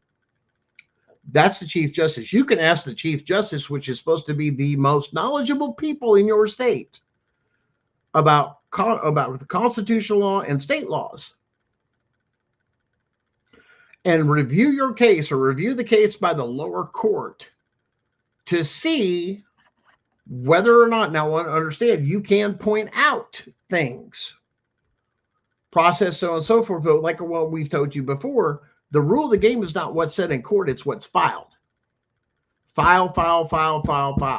Affidavits of truth, any little bit of evidence, this, and all these other things. The court clerk has to do it, even if you've got 50, 60, 100 items here. Trust me, when I come in with my motion for, it's not really a motion, they have to hear it. They have to schedule the case. Because once again, in your Rule 6002, you have to do similar to a cover letter of saying, these are the reasons I want to have this 6002 hearing, is because this is what I found out. And you lay all the evidence on the table. Now, you can't enter new evidence, but you can point out all the errors and everything else, and not just the Court of Appeals to go through and do that. And if you'll notice, one of those particulars, I think that I was reading a story or something, that they signed something early. Hey, just sign it. Hey, the court appointed attorney, just sign it. Say it's okay. Get it done. They'll let you go home, this and that. And then they had another kid. There was a couple of the video of this and that. And then all of a sudden they come snatch their other kid. Why? Because now and this is where they trick you into contract. And there's people saying, I didn't know when I signed that way back when, because I was a foster care kid, that would affect me the rest of my life. That's how they keep the pipeline going. Contract law. If you were in foster care and you were under 18, that does not apply anymore. It's not supposed to. Somebody has to do some cleanup. Why? Those are juvenile records. They're not even supposed to be out there. So you need to turn around, and you can actually file because you have that contract, you signed it, you can actually send that back to the place that you signed it from in a not so much a motion that there is a demand for removal of your name, that you're recalling your name or your signature, and basically you're breaking the contract, because the contract's with you of saying, basically, I rescind my signature on everything, and you can send that in a proper format, a proper to your state, so do that research and rescind all your thing. In other words, as though I never signed the contract, and then you can say, hey, I'm rescinding the contract, but at the same time, it's always good to give a thing, because I was unaware that because of signing it, this was happening, and I did not agree to that, or I didn't understand it, because part of contract law, which is civil law, which is what it's for. The contract law is what they're trapping you into because you've signed something. Did you hear the hearing, the one in Georgia and this and that? When we get them to sign and this and that, we're under contract, Your Honor. That's why we can get away from it. How many people understood what they were signing in Georgia was signing away their rights? This is why everything that you'll usually hear here on the CPS Breaking News Network from the real people was don't ever sign anything with CPS, because now you're under contract law. And they can hold that against you because you can sign away your rights. This is why the power of signature is so important. So important. And this is why they took and quit teaching your kids how to write cursive, because now it takes away, because if you can't sign your name, and that's in cursive, which is signature, not just letters, I just signed. No, you have to have a signature. You can't contract, which means now you're a form of indigency. You don't have the mental capability to sign your name. Therefore, you need an advocate or somebody else, which is also the person they're going to sign to you is 90% of the time crooked as hell. From my perspective, crooked as hell. Oh, just sign it, just like that one thing. Hey, just go ahead and sign this. Just go ahead and do this, or these attorneys are going, just sign it and you'll get on about your life and this and that. Yeah, it goes on for a while, but now they've got you for the rest of your life. Why? There was no, in that contract, did you say it ends on any particular date or anything else? No, it lasts for the rest of your damn life. Uh-oh. Exactly. Right there, Justin. It's considered consent. When you do that, you're saying, yes, I agree to this, including giving away your rights.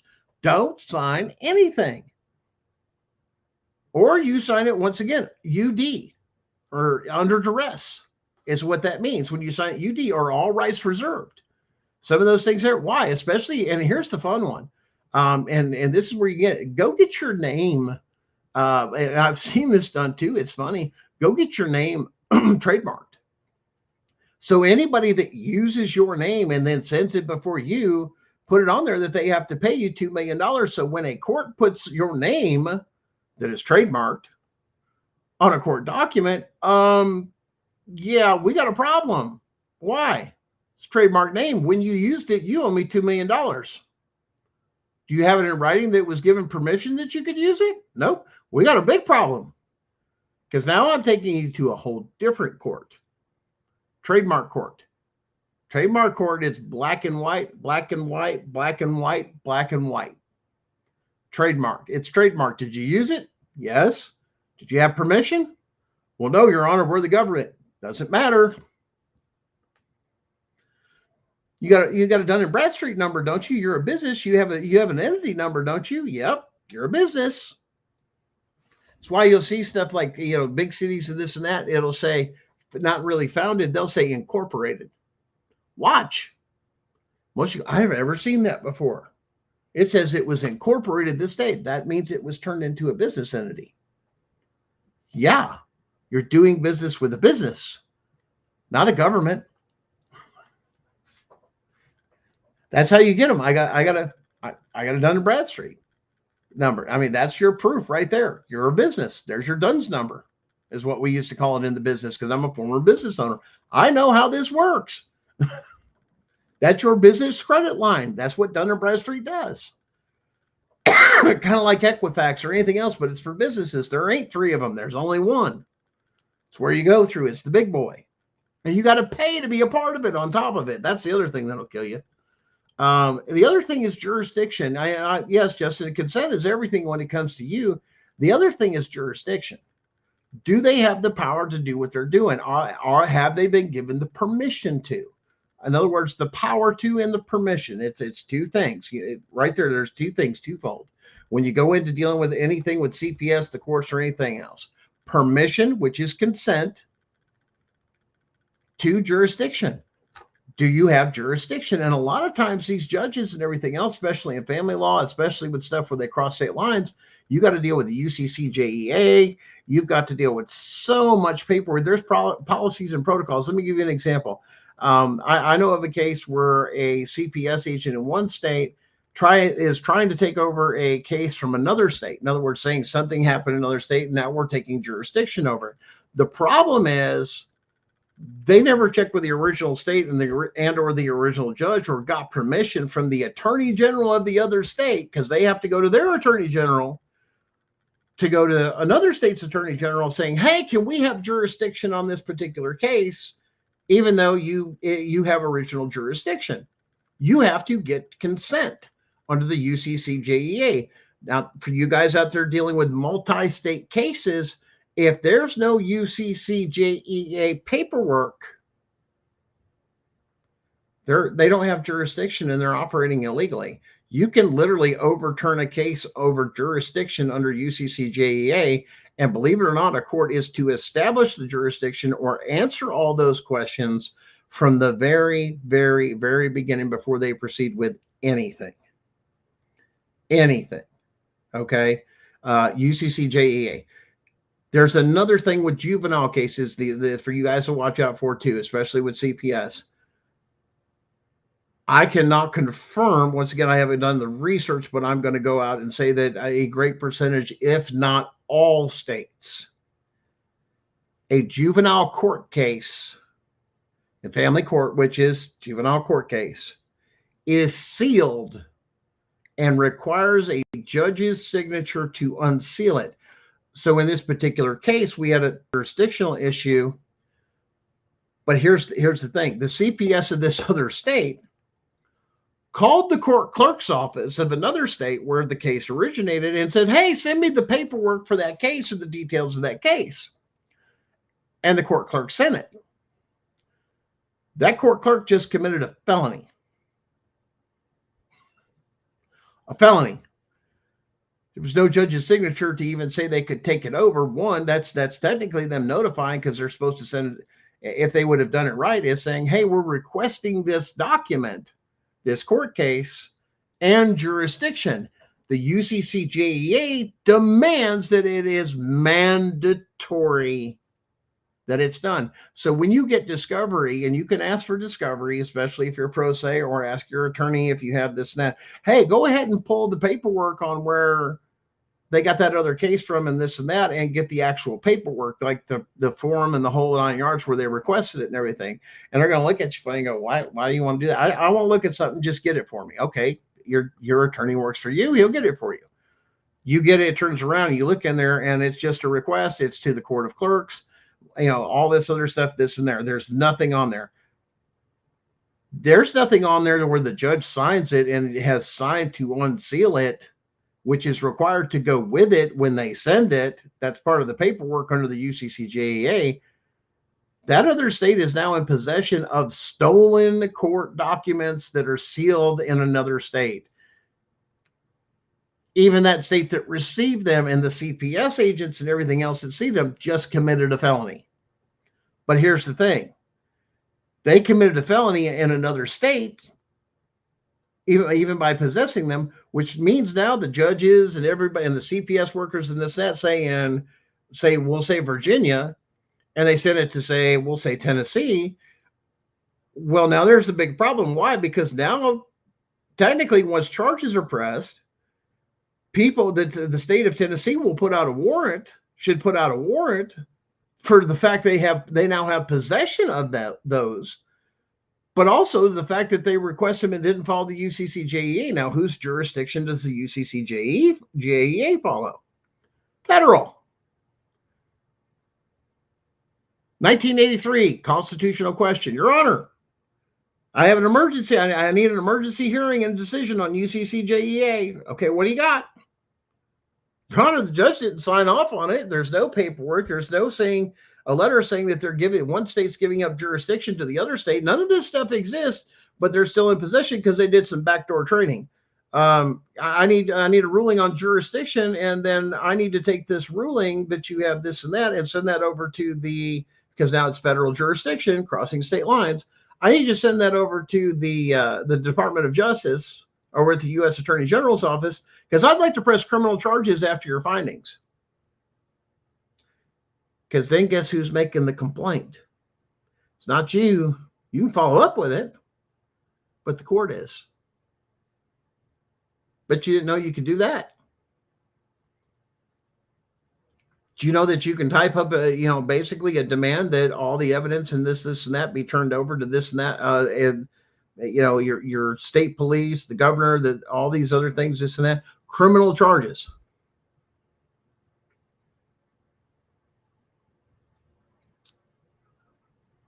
If you've sent letters for discovery and you haven't received anything, that is what is called contempt of court, and you would file for contempt, and you could possibly file for what are called sanctions. You guys can look that up, of saying, here's my discovery, my motion for discoveries. And here's the other thing that I'm going to tell you. If you're in a case for this or that, don't go for this discovery crap. Don't go for this discovery crap. Don't give them an option to send it. Send them a fucking subpoena. Demand it. So I would change those letters of discoveries to subpoenas. And the court then forces them to turn that over.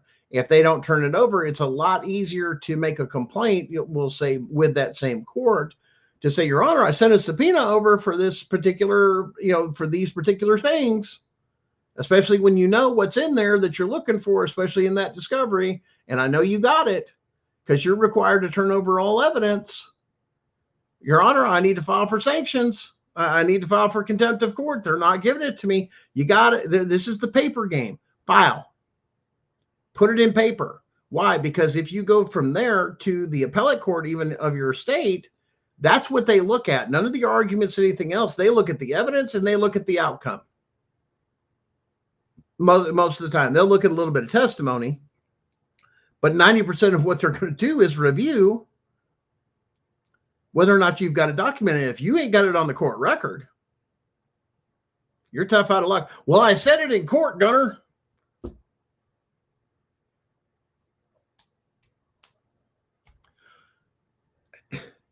Document, document, document. Even an affidavit of truth. And if an affidavit of truth doesn't go on unchallenged, even when it goes up the ladder, it's considered fact in a case. And it's the same thing when they put stuff on there about you. It's a paper game. It's turning around and saying, well, my evidence says this, and here's a response to what you just filed, okay, of your complaint or this or that. Here's the paper trail to say you're full of shit. Or you turn around and answer it with something else of, well, wait a minute, if that's true, I don't have that, you don't have that. But the burden comes on you. So I'm going to send you a subpoena to make sure that you send me the evidence to back that up, and clear and convincing evidence that you have to back up that statement. Here's the case law of clear and convincing evidence from my state. And it's easy to find in every state.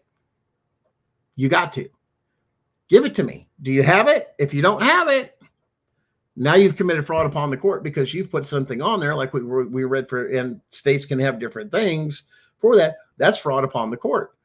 You filed something as fact that is not fact. This is why you have to watch what you file, and they can use some of it against you. People say, oh, you got to watch that. Just be accurate. Just be accurate. And you can turn around and say, to the best of my knowledge. Great terminology, especially when you're doing stuff. Keep an eye on everything, man. And like I said, 1983 is more than I'm going to sue somebody. Even if you have just a simple, stupid question that has federal jurisdiction. And before you can move forward in your state case, you go in there and say, hey, we're not talking about, I'm not asking about, and people say, well, Rooker versus Feldman. Rooker said, no, it's not, because you establish in the very beginning of your 1983 filing is, I have a question. And I need the federal court to answer this question because it's the only court that has jurisdiction to answer the question. Because I'm not going to leave it up to the lower courts because they can't even make a ruling on this.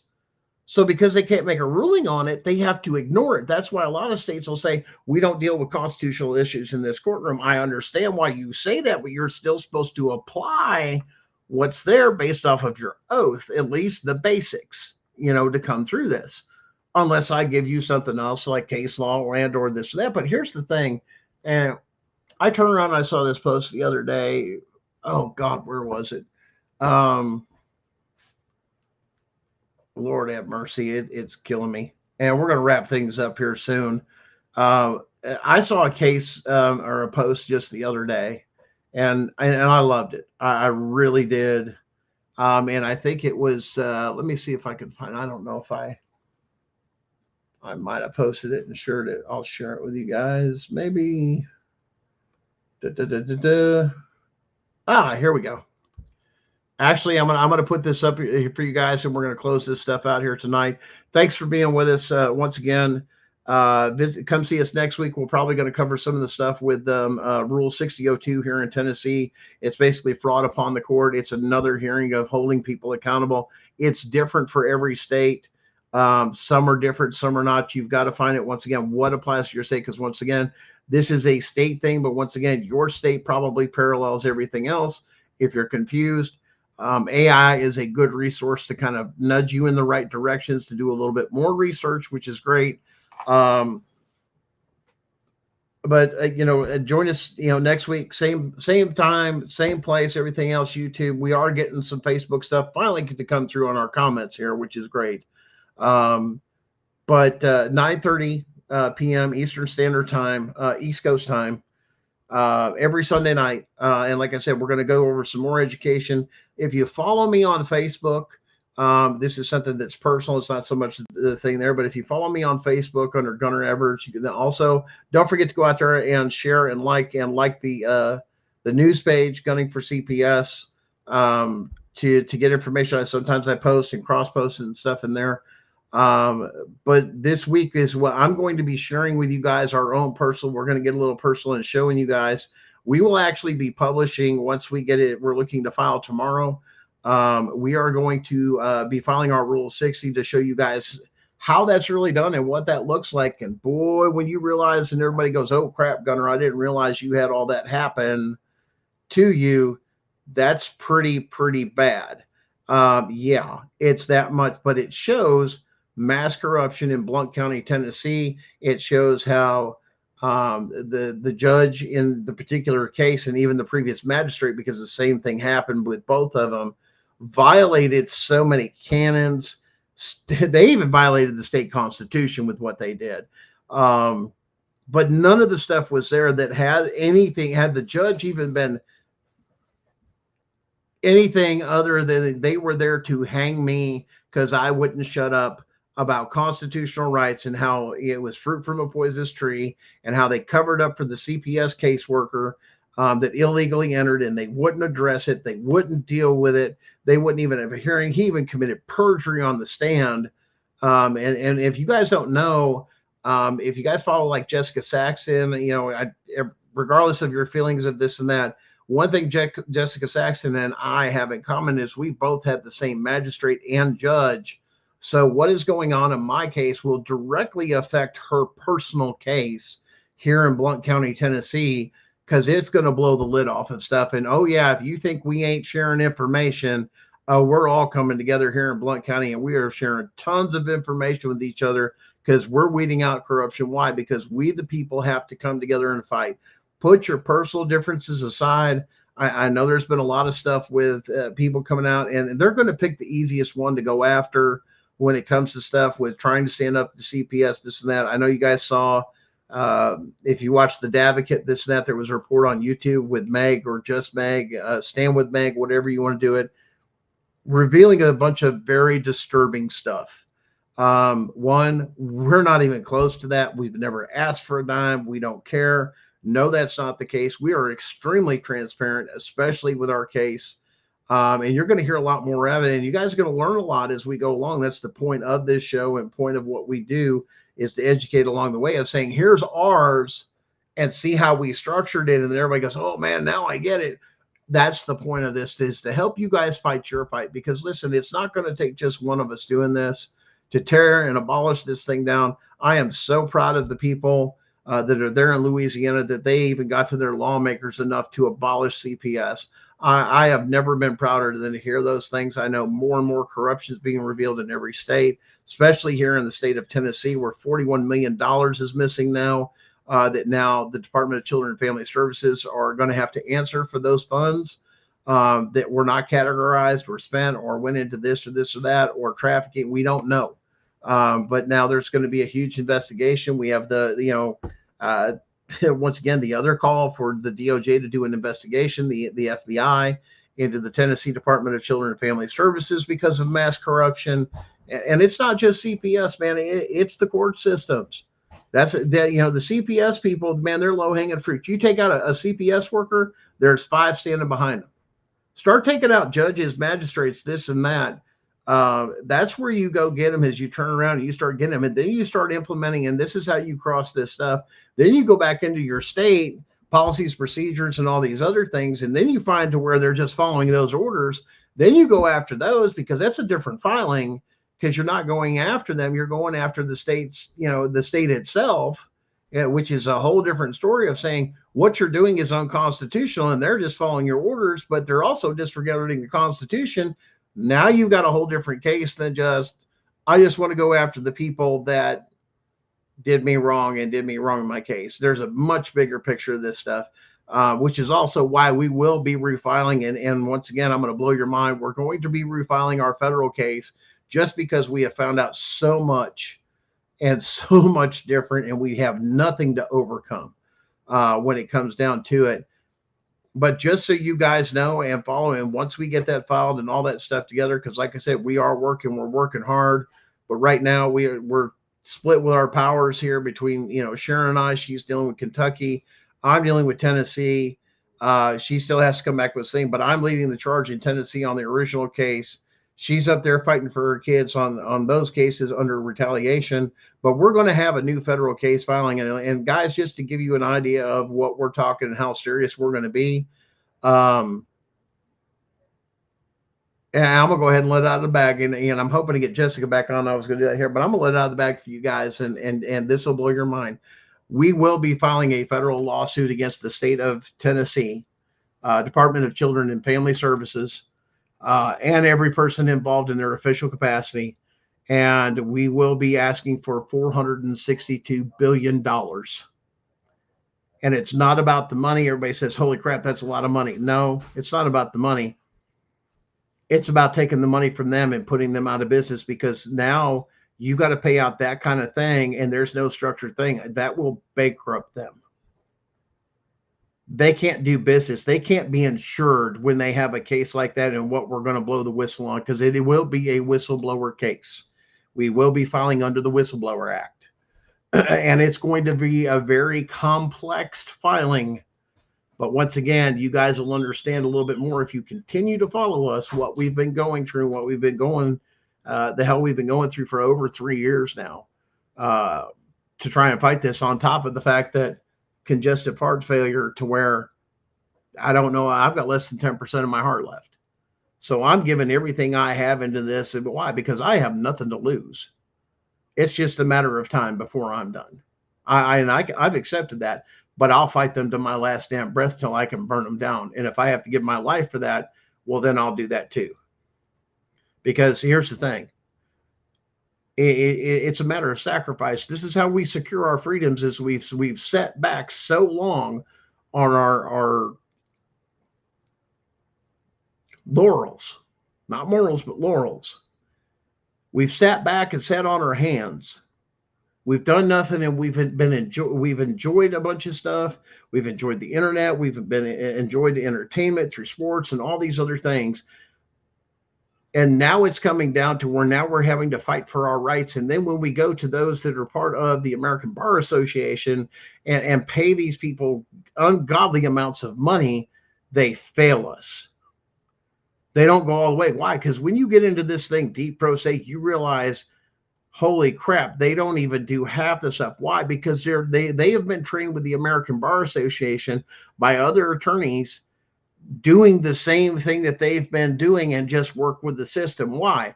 Here's the thing. Of course, they're not going to fight tooth and nail for you or to the death. It's not their case. They're an employee. You got to understand, they've got to go back in that courtroom for somebody else's case in front of that same judge or this same other person for that case. If not, once these people do stand, you know what they end up doing when they do stand, or they do really good? They become the Johnny Cochrans. or, you know, these other big high-priced lawyers and everything else. Why? Because they win, because they put their heart and soul into it. But damn, do they get paid to do it. Shouldn't be like that, man.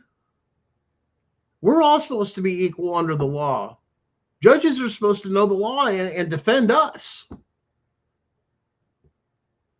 especially in cases where it's us against state. This is why they shouldn't even be in state courts. Should be in federal courts. But I'm going to tell you what, man. Yeah, it's going to get serious, and you're going to see stuff. Wow, we've learned some things. They've come after us. They've already done this. That we've got them for retaliation in black and white. They literally put it in there. We even got them to put stuff in there that says, even if you do this and that, or you pass this, or you get a judgment here, here, and here, we're going to disregard it. They literally put that in print. How the hell do you exist? You ought to be executed. Why? Because you just said you're going to ignore the Constitution and you're going to ignore rulings. That's not the way this country works. You can't work in government if that's your position. So I'll tell you what, guys, it's real simple. I don't see how this has lasted as long as it has, but I'm going to tell you straight away, my opinion, when they say, hey, well, it's going to do this, it's going to do that, and you're going to have all these other things, and oh my gosh, this is so great, and you know, let's do this or let's do that. I'm like, no. Why? Because there's only one way. There's only one. And well, here's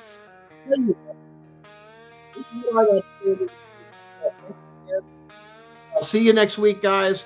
Invite somebody. Get the pump up, man. We got a lot of education here. Come over and follow, share. But I'll tell you what we're going to do, and what we should be doing is exactly what this song says. Burn the bitch down. This is what we have to say to Pam Bondi for the Epstein list and everything else. And hey, it would destroy our government. We'll do that. No, we won't. We're Americans. We're resilient. Burn this shit down. Get all of them. Empty the swamp. Burn it down. No more compromise. Constitutional's not negotiation. This and that. It is wrong. It is time to put a dead stop to it. And no more. Guys, thanks again. We'll see you next week. And hey, keep an eye out, because that's coming. We're going to share that with you guys. You'll love that education. But you'll also understand a lot more about my self-insurance case. How bad it is. Burn it down, baby. Burn it down. And piss somebody off this week.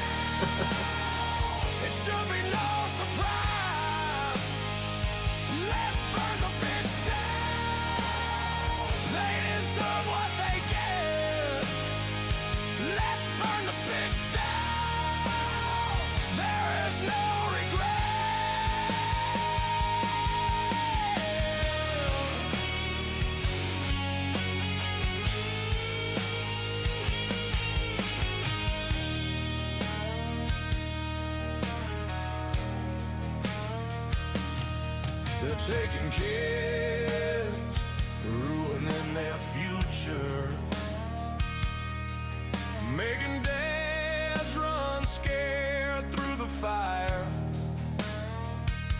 The court's destroying families, they're such a liar. When the days turn into the nights, they give up, they have no fight. When you break the man, you take his soul. When you take his child, consider yourself told. Let's burn the bitch down. They cause our pain. Let's burn the bitch down. We're not insane. Let's burn the bitch down. They had their chance. Let's burn the bitch down. We show our stand.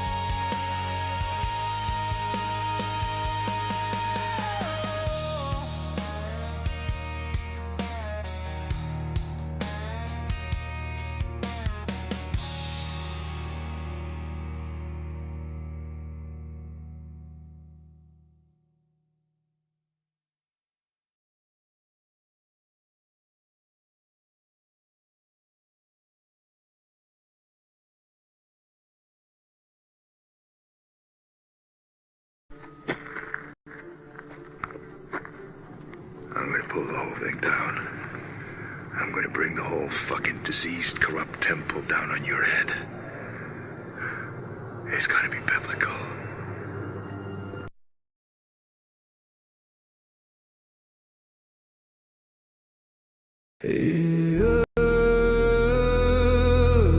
They said don't fight the system.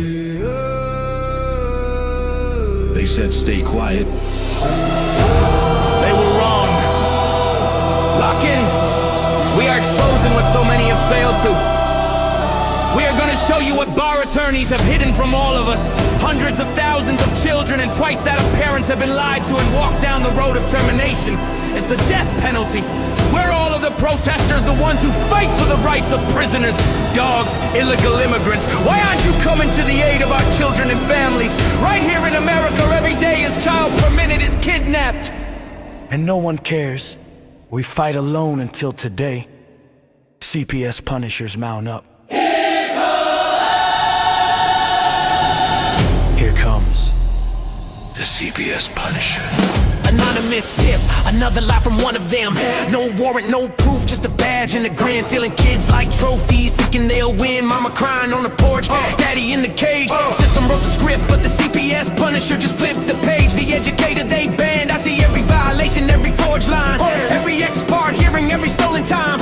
One tap of the app and the truth ignites. Welcome to the CPS Punisher, now we can fight. CPS and the courts have lied to us all. The courts will not disgrace the family. CPS Punisher. Here to avoid the chains and expose the game. CPS Punisher. The educator they never wanted you to find. Unearths. One tap and their empire cracks. We re-rise, we take our kids back. The app is called the CPS Punisher. I'm the cape in the shadows, the skull in the night, the binder full of secrets and weapons you all need. Ab initio, watch me void that lie. Fourth Amendment armor, watch the tyrants cry. Falsified drug test gone in a flash. I see Tebio, warrior, due process king. Every parent hero when the hotline rings. I call it justice. Download the truth, now the system busts us. From the courtroom to the streets, hear the battle cry. The CPS Punishers arrive. Kiss your bar asses goodbye. They tried to silence us, now we're the loudest voice in the room.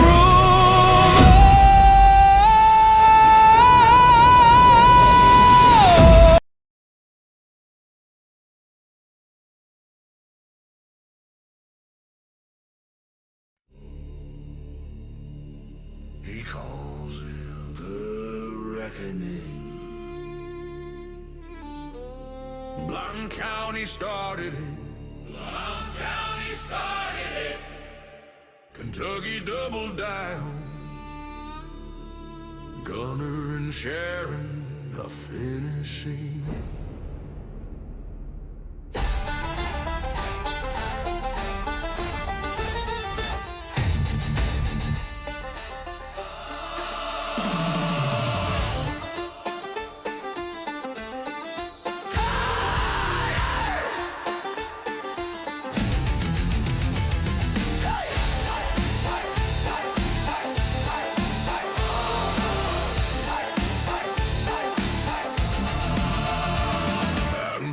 Shadows where the black bears roam.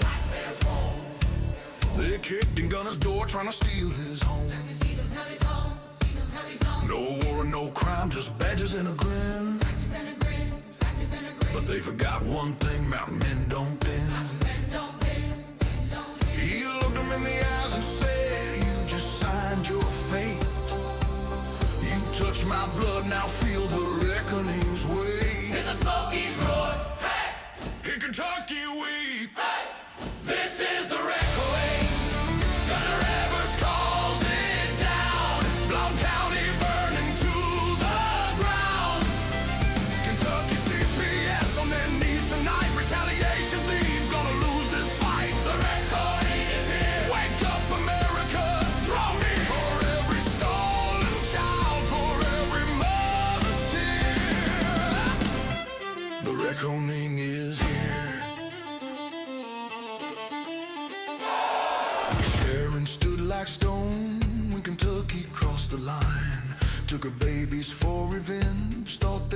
break her spine. But every tear she cried turned into molten steel. Molten steel. Forged a blade called justice that no court can conceal. From Maryville to Frankfurt, the corrupt began to run. They woke the sleeping giant, and the reckoning begun. Now 1 million parents marched with torches in their hands, from the hollers to the cities, across these stolen lands. Gunner's voice on the podcast was the battle horn blast. Every episode another nail in the empire's casket. He named the day, he named the hour, he named the final stand. He called it the reckoning. Now it's sweeping the land. This is not politics. This is not left. This is not left or right. This is the line in the dirt where parents say, not one more child tonight. Gunner Evers drew it. Sharon Evers holds it. America crosses it together. When the last courthouse falls and the last black robe burns, when the last caseworker flees and the last stolen child returns, we'll raise a monument on the ashes of their throne, carved in Tennessee granite with these words alone. Here died tyranny at the hands of a dad and mom. The reckoning came, 2020 seats the storm. This is the reckoning. Gunner Evers pull it loud. Blount County in ruins, Kentucky in a shroud. CPS is finished. Hear the death knell ring. Every stolen child coming home on Angel